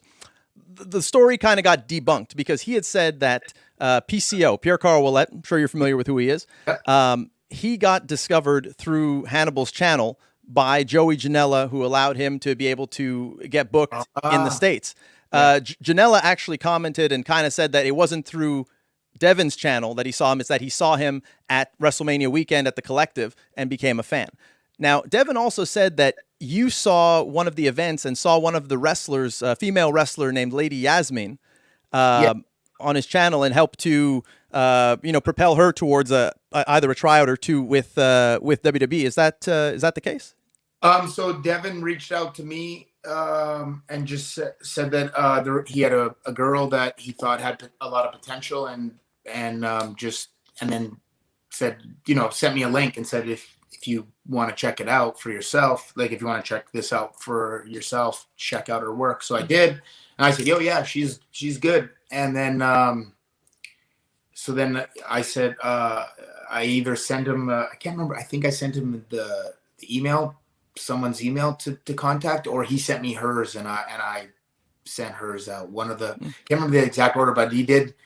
Devin has reached out to me to check out people before. Like that's real. Yeah, this championship right here, actually, it's his championship for GNW, Great North Wrestling. I am the proud holder. I pried this out of Wes Briscoe's cold, dead hands, and this is my third reign with it. But it's good to know that Devin's channel, for example, is doing a lot to help get exposure for Canadians, because for sure. It's interesting. Like I subscribe to it, so obviously his videos pop up on my YouTube, but I watch a lot of YouTube, man. Probably more than I watch TV. I think a lot of people, but I watch like a lot of YouTube, and so I'll see his videos pop up all the time. And he's pretty smart because he makes a lot of. Obviously, there's long ones, but he has so many little short clip ones that are like 2 minutes. So you can like click it, get the information, and onto the next. And he's pretty smart with that. But I see his stuff pop up all the time. I've watched a lot of Hannibal's videos. Yeah, no, he's got 250,000 subscribers, I think now. He's the most in Canada for wrestling content. And it's interesting because he told me that actually most of his subscribers, I think, come from the United States. His numbers in Canada are actually low, but he's killing it in tons of other markets. He's even outdrawing in terms of views. He's outdrawing companies like Ring of Honor, the NWA, like way ahead of all those guys. And so he does a lot of good to get some eyes here on Canada. And it's great to know that even someone at your level is watching something that's being put out there at our level. Dude, it's funny that I'll have like we all are. I'm in so many different group chats, but like once in a while, when all of a sudden when someone shares a link in one of these group chats and it's a Hannibal TV video, and the best part is like they don't know that like I know Hannibal. They're just sending the video for the content, whatever might be controversial, whatever it is. They're sending it in this group chat, and like it's like double making me laugh because obviously they're sending it, like I said, for the content. But then like I'm thinking, I know the guy producing this. Yeah. So it's so cool to see like that. My point being like that, you know, people are seeing his videos that maybe don't even know who he is, which is the goal because you want to grow it. Mm-hmm. And he's done a good job of it. And it's one of the most flattering things. And this relates to you and I was when you had said that, you know, you had seen some of my promos on there. This was back in 2012 and that you'd shown some of the guys. That was extremely flattering to me. And it never ceases to amaze me when I'll go and I'll do other podcasts. I'll appear as a guest. And with my 15 years, my body of work as a wrestler, I actually feel like more people know me from being kind of, you know, a partner in crime to someone like Devin. With a lot of his videos out there, a lot of his shoot videos, and I'm not talking about the interviews, like his, ones with Lanny Poffo and Terry Funk, and if you people out there in TV land don't know about those videos, I encourage you to check them out. They're at worst extremely hilarious, and at best extremely entertaining. So that's why I would look at that. Another thing I'd be remiss if we didn't talk about it is your awesome supplement line, Workhorse Fitness. Yes, that's something I would love for us to talk about. I had gotten in touch with that guy you told me about, but he never really got back to me, but I still would love to try it. So maybe I'll get you some. I'll get you some for sure. We just, I literally just put in an order Friday. Because I'll tell it to you like this. I looked at specifically looked at the pre-workout, and we can probably get it up here on screen for the viewers to see, but I specifically looked at that and I said, you know what? I think the world of you, you know, love to call you a friend. I would try it out just based on that. But I actually looked at the ingredients list of what's in there. And I worked in the nutrition industry for a number of years. You know, I love to train. I love to diet. I love everything there is about fitness. I looked at that ingredients list and man, were those ingredients on point. Just about everything I look for in a pre-workout, you know, energy, pump, you know, endurance. It is one of the most complete. I do think that, you know, the price might be a little high, but other than that, you know, sometimes you get what you pay for. The ingredients can't go wrong with that. That's the thing I definitely went for when this all kind of came about. That was kind of the cool thing was like, I went through this, distribution company that they have access to. They have like, they have a factory with like all ingredients, like everything, like things I don't even know what they are. And then they'll explain to me what they are. And then they also kind of had it laid out almost in grades, like these are the A ingredients, these are B, C, like, okay. And then I was like, well, if I was to make supplements, why would I pick anything but A? And they're like, well, a lot of people will go with B and C because it's a bit cheaper. You can run it for the same kind of price, but it's cheaper to make, it's cheaper to produce, and therefore the profit's a little bit greater, which is cool. And if it works, that's cool too. But I prefer if I'm gonna do this, I wanted all A ingredients. I wanted the best ingredients that I could get, and I didn't want to combine, you know, a couple A with some C and, you know, as filler and then that's that. I purposely used all the best ones that they had and a lot of their recommendations and kind of tweaked some things. Like the original one had oh man, what is the name of it? I have some. What does it do? It's for a pump. but it is it citrulline? Maybe 20, but it may be 2,500 milligrams. Might be citrulline or arginine, agmatine. I think citrulline, something. Anyway, it's for pump and but it also though inside the container it like sucks up all the moisture and it makes it all clumpy and like a. I would literally break it off and eat it like candy, but I can't sell it to people like that. They don't want to do that. But the pump was awesome, but it was too strong. So, because we also had the pink Himalayan sea salt and those kind of things in there too. So we had to end up swapping that out. And a lot of people were having problems with trying to get this right amount of that supplement in there without it clumping up the product. So it was just trial and error, which has been cool. But I mean, yeah, man, I only want to put out A plus ingredients. I don't want to put out a half-assed thing. It's not my style. And I think that that's great. I mean, obviously, quality over quantity. And I think the people can appreciate that. And like I said, as someone who's worked in the industry, someone who trains, someone who knows the value of the pump, you know, take it from a guy who pumps up before getting here on camera. You look great, so you know what you're talking about. Oh, well, thank you. I appreciate that. Hey, I'm waiting for that big call. You never know when it can come, like you said. So, you know, there's no days off for me. I live a wrestler's lifestyle, even if I don't have the biggest stage and the brightest lights to perform under. But, you know, always got to be ready yesterday, as I like to say. That's the difference in, you know, it's not, that's, I mean, you know this, but I'm just reiterating, that's not a skill thing. That's when it comes down to certain things, it just becomes, did this person catch a break or did this person not catch a break? Yeah, was the timing right? Like, for example, and I mean, believe me, I don't even, I know I made a joke because I know that I lost to Brodus in 12 seconds. I know it was 12 seconds for whatever reason. I have a very good memory, so I remember seeing that, and it's something I always will remember. But I don't look back on anything in my career with regret, because like that's part of my journey to then I got past that, and I did a little bit after that. I did qualify for Money in the Bank, and then I did that, and then I had my NXT. So it all is part of my journey. That so I don't look back and have any kind of negative feelings like that. But all that to say, this is like when I came back as a producer, and now all of a sudden they had the 205, the cruiserweight division. I was like, oh my God, this is tailor made for me.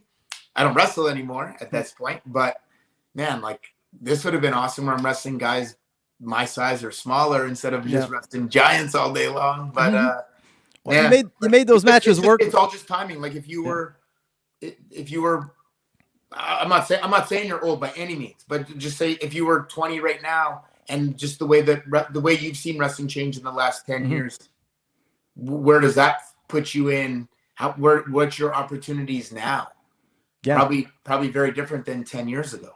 Oh yeah, there's tons more jobs in wrestling, and I think even with the expansion with NXT UK, just under the WWE umbrella, which, you know, just shooting straight, because, you know, I wouldn't be, as I call myself, the harbinger of truth if I didn't shoot straight. But you know, I don't really think WWE is my cup of tea. I've always looked at it as, you know, I've had my opportunities. Anything can happen, but you know, I think that in my case, I hold no ill will towards the company. They gave me opportunities. There are a lot of opportunities out there. And obviously, if they were to come to me with a deal, I wouldn't say no, because nobody's offering that to me now. To me personally, it's not even a case of dollar value. It's like, hey, if you're any company, big, small, or otherwise, and you can put a work visa in my hands and I can go, you know, enjoy what I love doing across the border, then, hey, you know, I'll sign that deal in a heartbeat. But, you know, it's about opportunity. It's about timing. Like I said, I always stay ready. And why I love your story so much is because, you know, you were someone who maybe wasn't getting tons of opportunities, but you made the most of what you were given. And I like that Brodus story, because that's something that touched me, seeing that and just saying, this is wrong. This man deserves much better. And you were able to dig yourself out of that. So when I see, you know, guys, let's say on Main Event, like, you know, they got Angel Garza working almost exclusively on Main Event. You know, Ricochet's, I call Ricochet, who I think very highly of his work. People used to say we kind of looked alike back when he was younger and had long hair. Literally, good buddy of mine, Sexxxy Eddy, you know him. He went and did a show in Chikara at the time, and he said, we saw this guy at the show, and we're talking about like 2006 maybe. He's like, we saw this guy at the show. We were convinced that it was you. We were looking at him from across the room. It's like, what's Jeremey doing here? And that was Ricochet. That's how I first knew of him. I still got mine. He, unfortunately, I think, seen better days. But with that said, you know, I see him on Main Event, and it's like, you know, I call him the king of Main Event because he's always on there, always putting on good matches, winning. And I think that it's maybe a guy who finds himself in a similar situation where, you know, eventually through grinding and through staying positive, you know, it'll eventually pay off and he'll be able to, you know, be featured again on one of the A shows.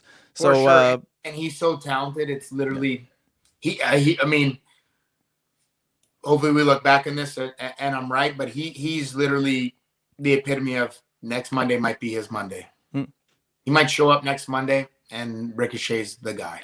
Yeah. Because he looks great. He works great. He has a great attitude. I I really enjoyed being around him. He's very talented. Next Monday might be his Monday, man. Yeah, no, I could definitely see it, and I'm very entertained by what he does. I had the chance to cross paths with him a little bit on the independents. We were on some shows together in Rhode Island. Great guy outside the ring too, which as my good friend Rene Dupree likes to say when he quotes Johnny Ace, he says, it's 85% backstage. That counts for a lot. You got to have a good attitude out of the ring too. And Ricochet definitely seems like a great human being. And I think that Monday will come. And like I said, in your case, I love that you were able to dig yourself out of that. One of the high points for me was seeing you win the tag team championships with Cesaro. I know it was great when you and Harry won them, but seeing you and Cesaro, and that's almost something I feel that started on one of the B shows, because I remember you guys wrestling like Los Matadors on Main Event, and you guys had a hell of a match. I really liked Primo and Epico. Los Matadors I thought was great. I think that it didn't really get as much time as it should have, but those guys could definitely go in the ring. And the first really good match I remember, tag match between you guys, actually I think happened on that show. It was where you did the finish where Cesaro was holding for the power bomb with the arms crossed, and you hit the blockbuster on him, which was a pretty sick finish too. Oh my God, I liked up too. I always do that with like Cesaro and Harry, and they're both so damn tough. I'm gonna do this with Hornswoggle. It'll be a lot easier. Yeah. Because, you and Cesaro, you guys were like peanut butter and jelly. Like, if there were two guys that were meant to team with just so much skill between the two of them and wrestling IQ and savvy, you and Cesaro. Fun, and it just came out of nowhere. I was on live event loop, and then I remember we were in Oklahoma, we were in Tulsa, and on Monday, and I saw WWE Twitter had posted a graphic of a tag team gauntlet match, and I saw there was New Day's debut for Raw on Raw. They debuted, I think, the SmackDown before that. So I see like, okay, there's New Day, there's Goldust and Stardust, there's the Usos, me and Cesaro are a team. I was like, oh, well, we're both on this graphic, so I guess we're a team. And then man, like, it's just so funny. Like, even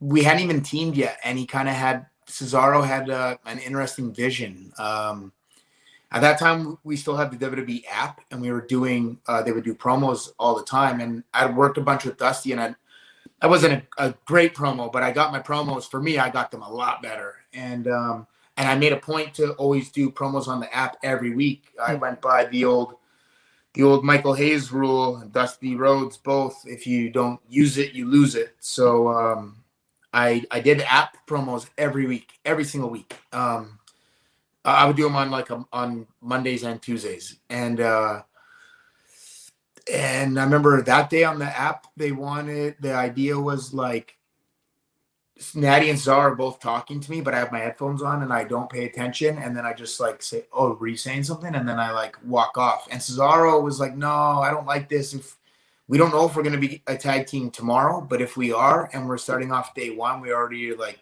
kind of have an issue. I don't like it. He said, how about TJ and I are talking, we're both ignoring Natty. And then, man, he was right. That app wouldn't have made us, or it wasn't make or break, but just the fact he had that vision of like, let's not be at odds the very first time they see us. Let's work well together. And then, yeah, man, it was crazy.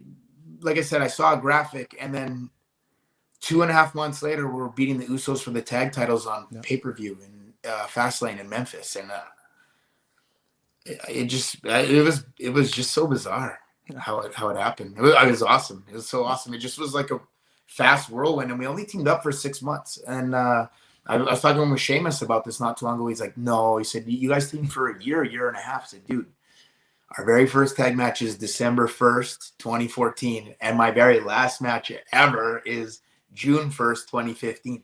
It's literally 6 months to the day.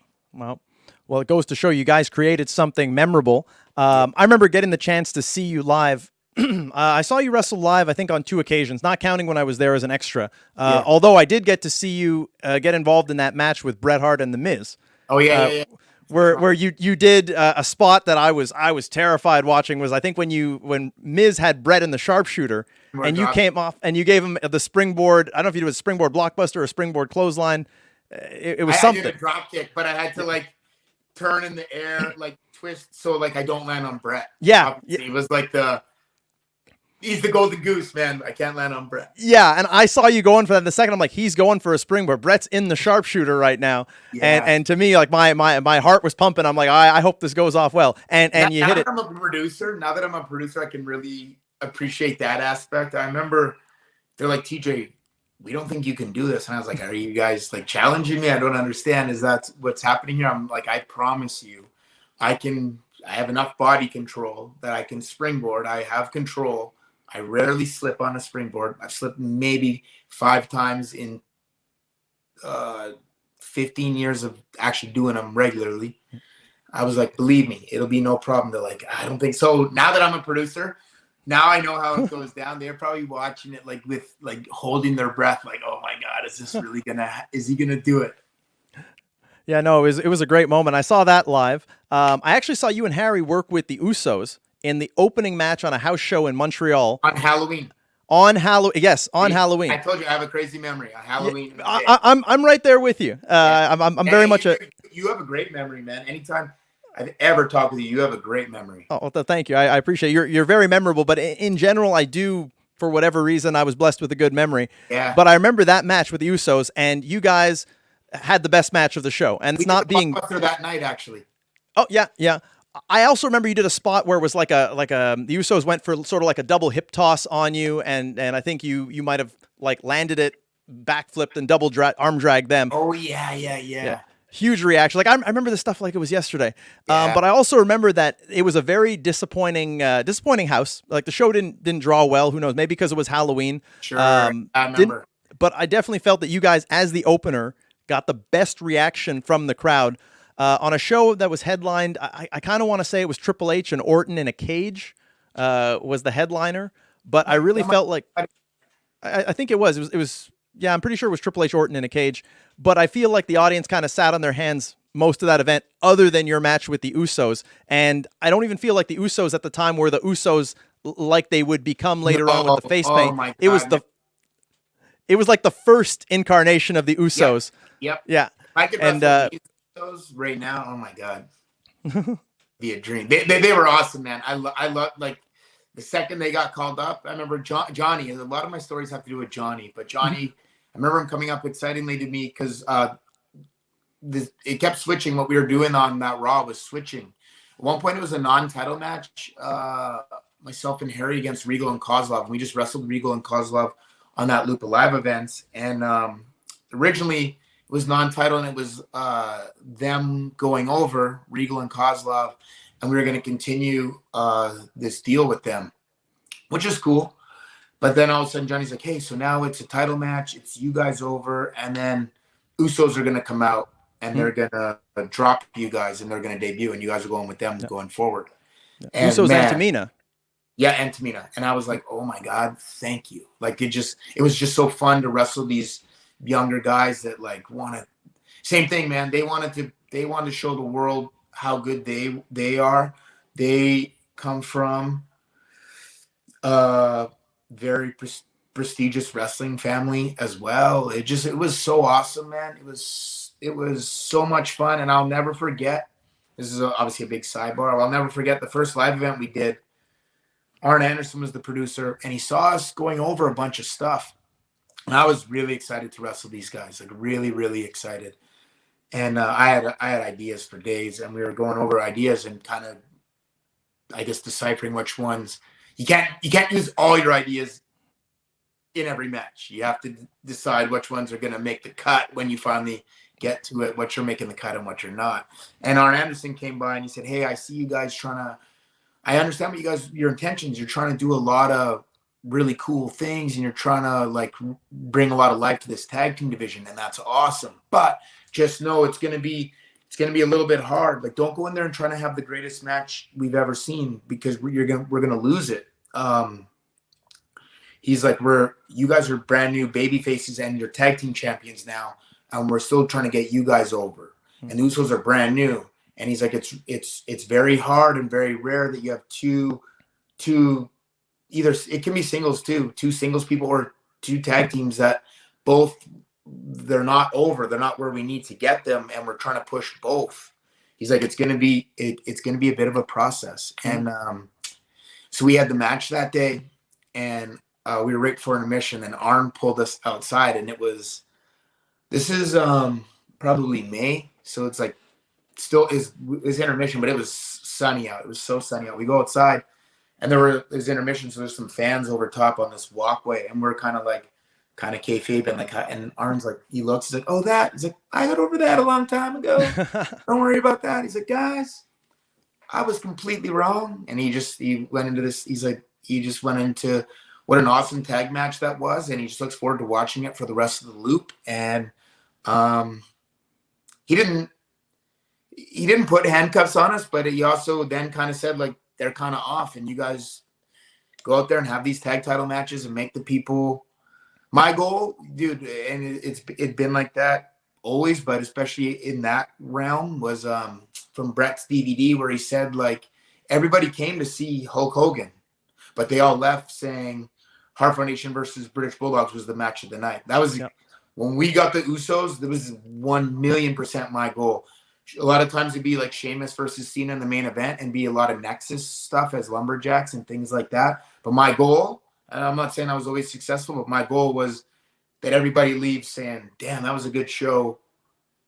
But that tag title match, hands down, was the best match. That was my goal. And it, without a doubt, was that at that house show. And I felt privileged to get to see you guys put on such a great match that more or less killed the rest of the show, because, compared to everything else, that match had so much action and such a great story, two hungry teams.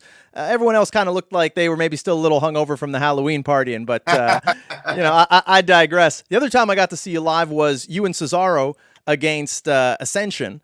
In Montreal at a Raw taping. Yep. And I thought it was kind of cool because I know that you and Vicktor have a long friendship. Yeah. So getting to see you guys work, don't feel like it was the longest match, but still it was cool to get to see you guys do that match and on TV.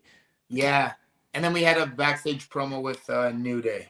Also, where we were doing the New Day sucks with the clapping. But yeah, it was fun. The crowd was awesome for that match. I mean, again, it was short with Ascension, but thing I remember most, we had a car, or no, we didn't have car service, but we had SmackDown the next day was in Ottawa, and we had a media day at like 5 a.m. Oh wow, doing a bunch of stuff. But Sami Zayn got hurt in the match with Cena that day. Cena, yep, remember that.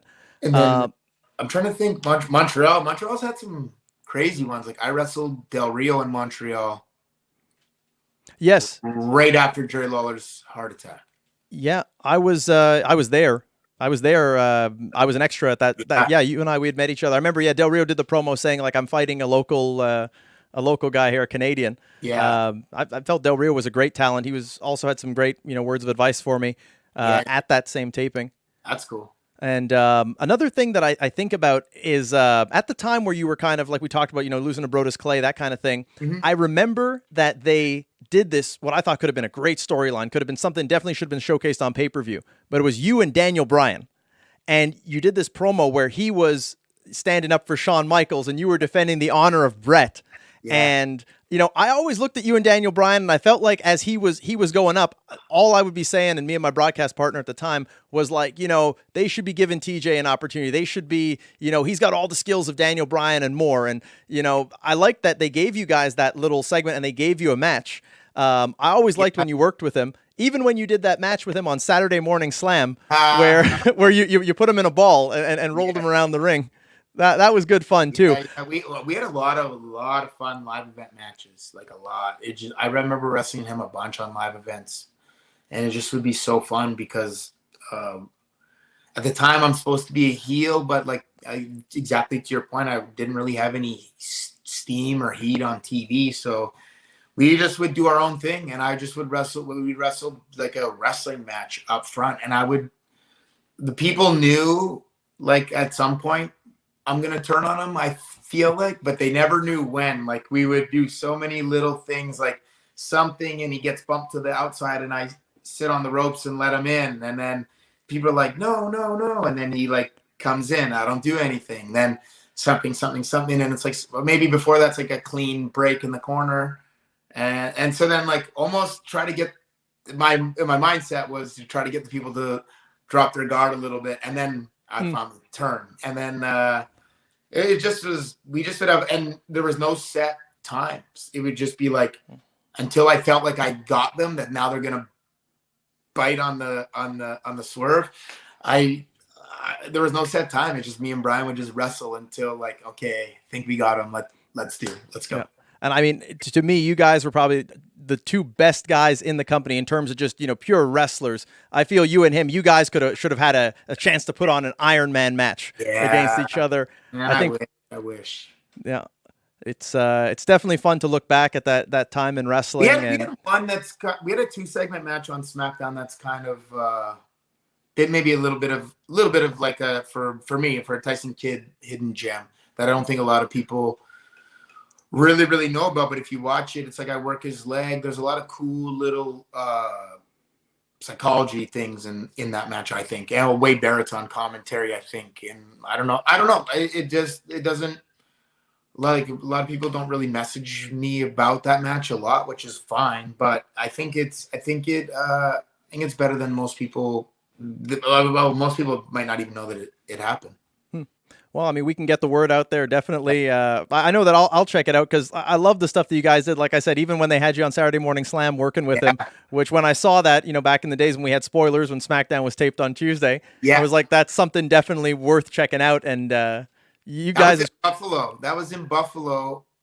And the hilarious thing, I remember Bryan laughing so hard when we get to the back because there was like some fan had this giant, like, Tyson Kidd is a workhorse sign, like giant. And I just remember thinking, like, Bryan was laughing. He said, man, did you ever let him down today? Yeah. Oh, that's great. That's great. My bad. Yeah, and the more I'm thinking about it, you'd mentioned something earlier because I'm thinking about, all the great wrestlers out of Calgary. Yeah. And you mentioned Jinder Mahal before. I don't know if you know my actual personal connection with him, but the same tryout where we first met was the tryout where they hired Raj. Yep. And I had worked with him in the very last match of the tryout when Pat Patterson was there and evaluating. And what people didn't know is that he and I had already worked before on the Independents on a show that Hannibal put on. We had worked with each other and we were hanging out like the whole time that we were there. He was sort of in my, inner circle of people, little, Canadian clique that we had there, about 5-6 of us. And they put us in there. And I've always liked working with him. The times that it happened, and we had a hell of a match. I got criticized by some of the people there because Dr. Tom did this speech at the start where he said, "Guys, you're not going to impress us with your high flying moves and all those things. We want to see guys that know how to wrestle." And I went in and I broke every rule. I was doing moonsaults. I did a 450 in there with Jinder, and they praised me for all that stuff. And the guys were kind of like, "Why does he get to break the rules? Why does?" But that's just it's me. Like I said, I'm a fireball. I'm a loose cannon, and I do what seems right. I feel it. Funny, man. One time on an FCW show, I wrestled Sean Spears. We had great chemistry. I really liked wrestling him always. We had a lot of fun instantly. And anyway, we wrestled a match, and then a lot of times in FCW, if we did like a show, we would watch it back the next day, and the coaches would break it down. So Steve Kern's breaking it down, and he put it over. He's like, man, he said this match was because Kern liked certain things, like you talked about earlier, like grinding holds. Like he liked it if like a guy grabbed a hold and the babyface like fights up right away, almost like a wild like horse or a bull, and you got to bring it back down and just trying to get, and then finally like the hold's effective. And I like that psychology, and so we implemented a lot of that myself and Spears. Anyway, we had this match on the Saturday. Now it's Monday. We're watching it. We're watching the match back. Steve Kern praised it and put it over quite a bit. And then in walks Michael Hayes. And now we have to do matches on the fly. However, they say, TJ and Spears, you guys are next. So we just wrestled on Saturday. We just had a match on Saturday. So our on the fly match wasn't quite on the fly. And I remember Colt's like, because I think he wrestled this guy Mike Cruel, and I was like, "Damn, your guys' match good." He's like, "Yeah, but you guys cheated." And I said, "What do you mean?" He said, "Dude, that match wasn't on the fly. It's what you guys just did on Saturday." I said, "Yeah, I know." I said, "What do you want me to do?" Yeah. Yeah, kind of similar thing. Like you and Raj had already wrestled before. Exactly. Yeah. So we kind of already knew what each other did, and man, it was so easy. In fact, they didn't even give us much time to prepare. I think we had like there were only 3 matches that day, and each match I think was like 5 minutes. And so they had put us together. I'm like, well, you know what I do? I know what you do. What do you want to get in there? And I just had in my head where I'm like, well, I've showcased a lot. I haven't done the 450 yet. Maybe I'll get that in there since everyone's praising Justin Gabriel, and then I am getting some comparisons to him. Might as well throw that in there. And lo and behold, Raj, got hired. Although we were kind of already talking about it in the days leading up to it, where we're like, he's probably the odds-on favorite here. It's there was a moment where Dusty Rhodes actually came out because he did a promo and he had his turban on and his like traditional Indian garb, and he spoke in Punjabi. And Dusty Rhodes came out and already gave a critique, and we were just like, yeah, I think this one's already in the bag. I can see that they already have an idea for him. And so, but that was, I love that experience in FC. He asked me, he's like, "What do you think?" I said, pretty sure Raj's gonna get hired, dude. Mm-hmm. And he's like, "You think so?" I don't know. And I was like, "Bro, I'm telling you, like, Raj is gonna get hired."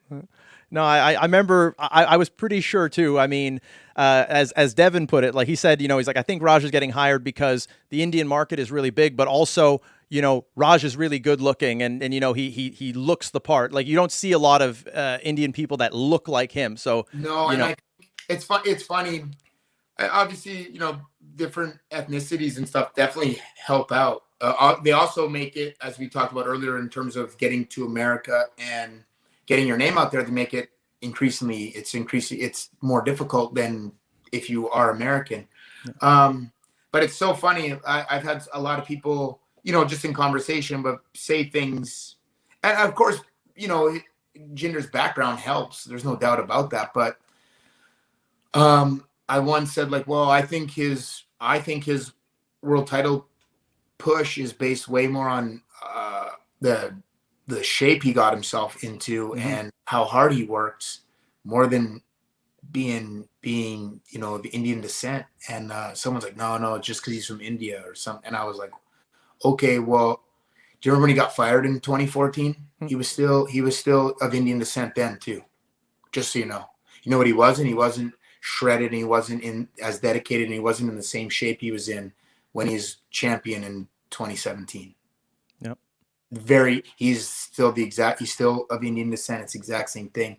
But do a side by side. Those pictures are not the same. They do not look like the same person. Yeah. I remember he did a promo on Talking Smack at the time. They had him and Baron Corbin both on there. Mm-hmm. And he had said, he's like, I don't know what a cheat meal is. I'm working hard at this every single day. When you can work as hard as me, you don't need to beat me for this title. I'll hand it over to you myself.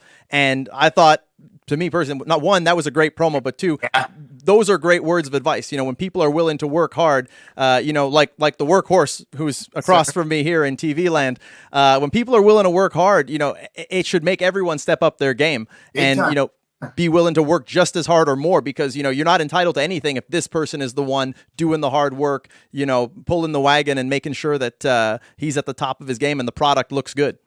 I agree, man. I mean, he got himself into ridiculous shape. He looks amazing. I just saw him the other day. He looks amazing. Mm-hmm. He's always been a great guy, and so it's cool. Man, if you told me at that tryout that he's going to be world champion, I wouldn't have doubted it. He's like Hannibal said, like, he's a tall, good-looking guy. Yeah. He's young. I mean, there's a lot of upside to him. It's not that shocking to me, especially the shape he got himself into. Once you add that to the mix of ingredients that already is Jinder Mahal, I mean, then it's a wrap. Yeah, definitely. And also great to see another great Canadian making it to the top of the industry, being WWE champion, joining the likes of the Bret Harts, Chris Jericho's, and so on. Always great to see. And, You know, is there anything else that you maybe want to discuss? You want to plug? Maybe you can tell the people where they can find you on social media. On Instagram, I'm at TJ Wilson 711. I had to add the 711 because TJ Wilson had been taken, but 711 is my birthday, and so and you know everyone knows the store, so I threw it out there. I should have put like WWE or something, but I just put 711, and then it went through. That's pretty cool. I'm actually 411. It's my birthday. Okay. Yeah. My friend is 911. Oh, a very good friend. September 11th is his birthday. Look at that. Crazy. Anyway, and then on Twitter it's at TJ Wilson, and Instagram for WorkeHorse Fitness is at WorkeHorse Fitness Products. And I will be placing an order. I'm going to get my hands on it some way, shape, or form. I'll get you some, Jeremy. I got some coming, and I'll message you and I'll get you some. Cool. I appreciate that. And I will do a ton of publicity for you. As you can see, I have a very big mouth. I'm very outspoken, and I'm not shy, and I'm very braggadocious. So, you know, as soon as I try that, and if you got any gear you want to shoot my way, you know, I'll be happy to wear it and tell everyone that comes on this show they should be trying it too. Because if they're not taking Workhorse Fitness, then, you know, what's the point in living? I mean, damn, you know, that's extreme. That's extreme. You're an extreme person. I am. It's the only way to be, really. It's what can I say? I was talking since I was 6 months old, so you know, might as well put it to good use. Yeah. But yeah, I mean, with that said, I appreciate so much that you've come on this show. My pleasure. You've touched on all these issues. You've given me so much of your precious time, and hopefully, what we had to say on here will reach the right people. It'll you know, at worst entertain, but at most enlighten people to what's going on out there. And hopefully we can get more Canadians into more prominent positions. There's a ton of talent. And, you know, if you want to subscribe to our show, we have a lot of great Canadians, a lot of great talents from all over the world that appear on here, tell us their story. And that's something that I feel like is kind of lost in translation too, because as much as we get the chance to wrestle and we can put a video on YouTube, you know, you don't get that same feeling as if the person can actually wrestle in that place, like in the United States, and get to see what they generate for an audience. You get the audio if you watch it, but you don't get to know what they actually can do to an audience, how they can, as I like to say, play the audience like an orchestra being played by a conductor. Yes. And also, you know, we don't get to rub shoulders with people who can say, hey, you know, I saw this guy. Not only does he bring it in the ring, but he's got a pretty good attitude too. You know, might be a good addition for our company. You know, that's kind of the thing I feel that's missing for a lot of these guys. And so if we can shed some light on that, get some door openers to maybe, you know, put in a word or two here and there. Like in my case, I've always said that I'm kind of like the 50 Cent of Canadian wrestling, in that my whole thing is it's like get rich or die trying. Yeah. It's, you know, I'm going to be saying enough stuff that's going to catch people's attention, and they're going to have to take notice, and eventually my Dr. Dre and Eminem will come along and see that. So I'm a big hip hop fan, so that all makes sense. Yeah, I get it. Yeah, I actually did a great show called Rap and Wrestle, where they kind of try to connect the dots between wrestling and hip hop, and I see a lot of parallels in that because you know, we're all hustling, we're perfecting our hustle, and you know, refining our grind, as I like to say, and you know, that's independent wrestling is really no different than when you drop a mixtape and, you know, trying to get your name out there. I agree, and then the goal is to, you know, get to a major label, a studio album, or wrestle on a pay-per-view. Like, it's the same thing. It's really no different. That's what I preach on here week after week. And, you know, hopefully something's going to give, not just for myself, but for all of us here. Like I say, I'm the run to the litter. And, you know, if we can get some scouting up here in Canada, then we can do some good things for the business. Future champions, main eventers, Hall of Famers, you name it, people to follow in your footsteps. And I agree with you 100%. I think that having you on here is definitely one of the first dominoes, I think, that could help trigger the effect. And I do hope to stay in touch with you after this. Hell yeah. And I mean, any last words before going? No, just if you're out there and you're listening to this, and if you're either thinking about getting into wrestling or you're already in it, and then maybe you're a little bit at a crossroads, just, I know it sounds like cheesy, but my advice is just keep going. Just go a little further. It might be that next, it's all little like launch pads, and that next launch pad that you need that maybe gets you to that 2 levels up might just be around the corner. So you just got to keep pushing. Or like the person who's maybe contemplating joining wrestling, try it out. And if you don't like it or it's not for you, because here's the truth, this isn't for everybody. That's fine. That's not but you don't want to look back with regret and, and down the road and say like, oh man, I should have tried it when I was 20 and it was right there in front of my face to at least give it a go. And I didn't do that. You don't want to have that regret. So if you're teetering on that, or you're teetering on like, I don't know if I should keep going, like you just got to believe in yourself and you just have to like go that extra inch. And a lot of times the people that are super successful, the difference is they just kind of go that extra one little inch. It's not even that much more than the normal person does. It's just that little bit extra that puts them over that top. Well, that's definitely great advice. It's not falling on deaf ears on my end, and I'm sure that there's a lot of people out there as well that awesome. That can help. That might be that one thing that makes it a make rather than a break for them.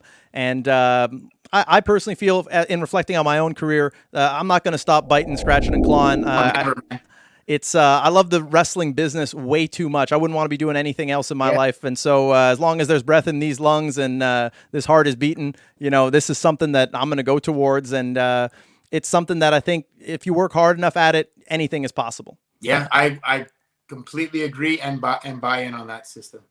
Yeah, excellent. Well, I thank you so much for all the time that you've given to us here today. I kind of thought we were going to talk for 10 minutes because I know you're a very busy man. Okay. You've given me so much precious time. And I tell you, every time I get to do one of these, it's a learning experience for me too. As much as I'm entertaining the people when the camera's on, I'm also learning. And every time I do one of these, I feel like I become a better wrestler and a better more knowledgeable person in the wrestling business because I'm exposed to all of this. And so I can't thank you enough. And I think that us and our viewership are very blessed to have you here today. No problem. I hope to be able to do it again with you sometime soon. Oh yeah, we'll do it again. That's cool. So yeah, we'll keep in touch. And any other time you want to come back on here, anything you want to talk about, cool. This will always be a forum for you. And awesome. I'll stay in touch with you as well. I thank you so very much for doing this. My pleasure, guys. Thank you guys for having me. Thank you, TJ. Take care, guys. Thank you, man. Take care. Bye. So yeah, after an interview like that, it definitely gives us a lot of time to reflect on, well, for one, how precious wrestling can be. He sustained a career-ending injury, an injury that would have otherwise left him crippled, and he was able to fight back. And I think that's been one of the great things about Tyson Kidd, is that no matter what life gave him, he was always able to fight back and get back to where he wants to be. I think it's a great message for everybody out there. I know it's a great message for me. And I hope that you've enjoyed this interview. I know I have. And I think that we've definitely broken a lot of great ground as to getting the attention that Canada needs. You guys heard me here on A Moment of Truth talk passionately about what we have to go through and what we can do to make it change. But change starts with you. Change is something that only you people out there in TV land, whoever you may be, can make happen. So whether it's going out and supporting your local independent wrestling show where guys like me are busting their behinds to make sure you get your money's worth, whether it's purchasing merchandise, going on Pro Wrestling Tees, helping out independent wrestlers who are struggling to make it, by hook or by crook, that is how you can support this business. It's by getting out there and creating a buzz, telling the world that, hey, there's a lot of great talents here in Canada that can really make a difference. Making sure that you're supporting your own just as much as you're supporting the great talent that you see on TV. So with that said, I implore you all to continue supporting us, subscribing to us. You can follow me on Twitter at Jeremey Prophet, JeremyProphet. I may look like I bite, but really I don't. So I'll be happy to talk with any of you, and we'll always be willing to give you the God's honest truth here on Jofo, where wrestling is life.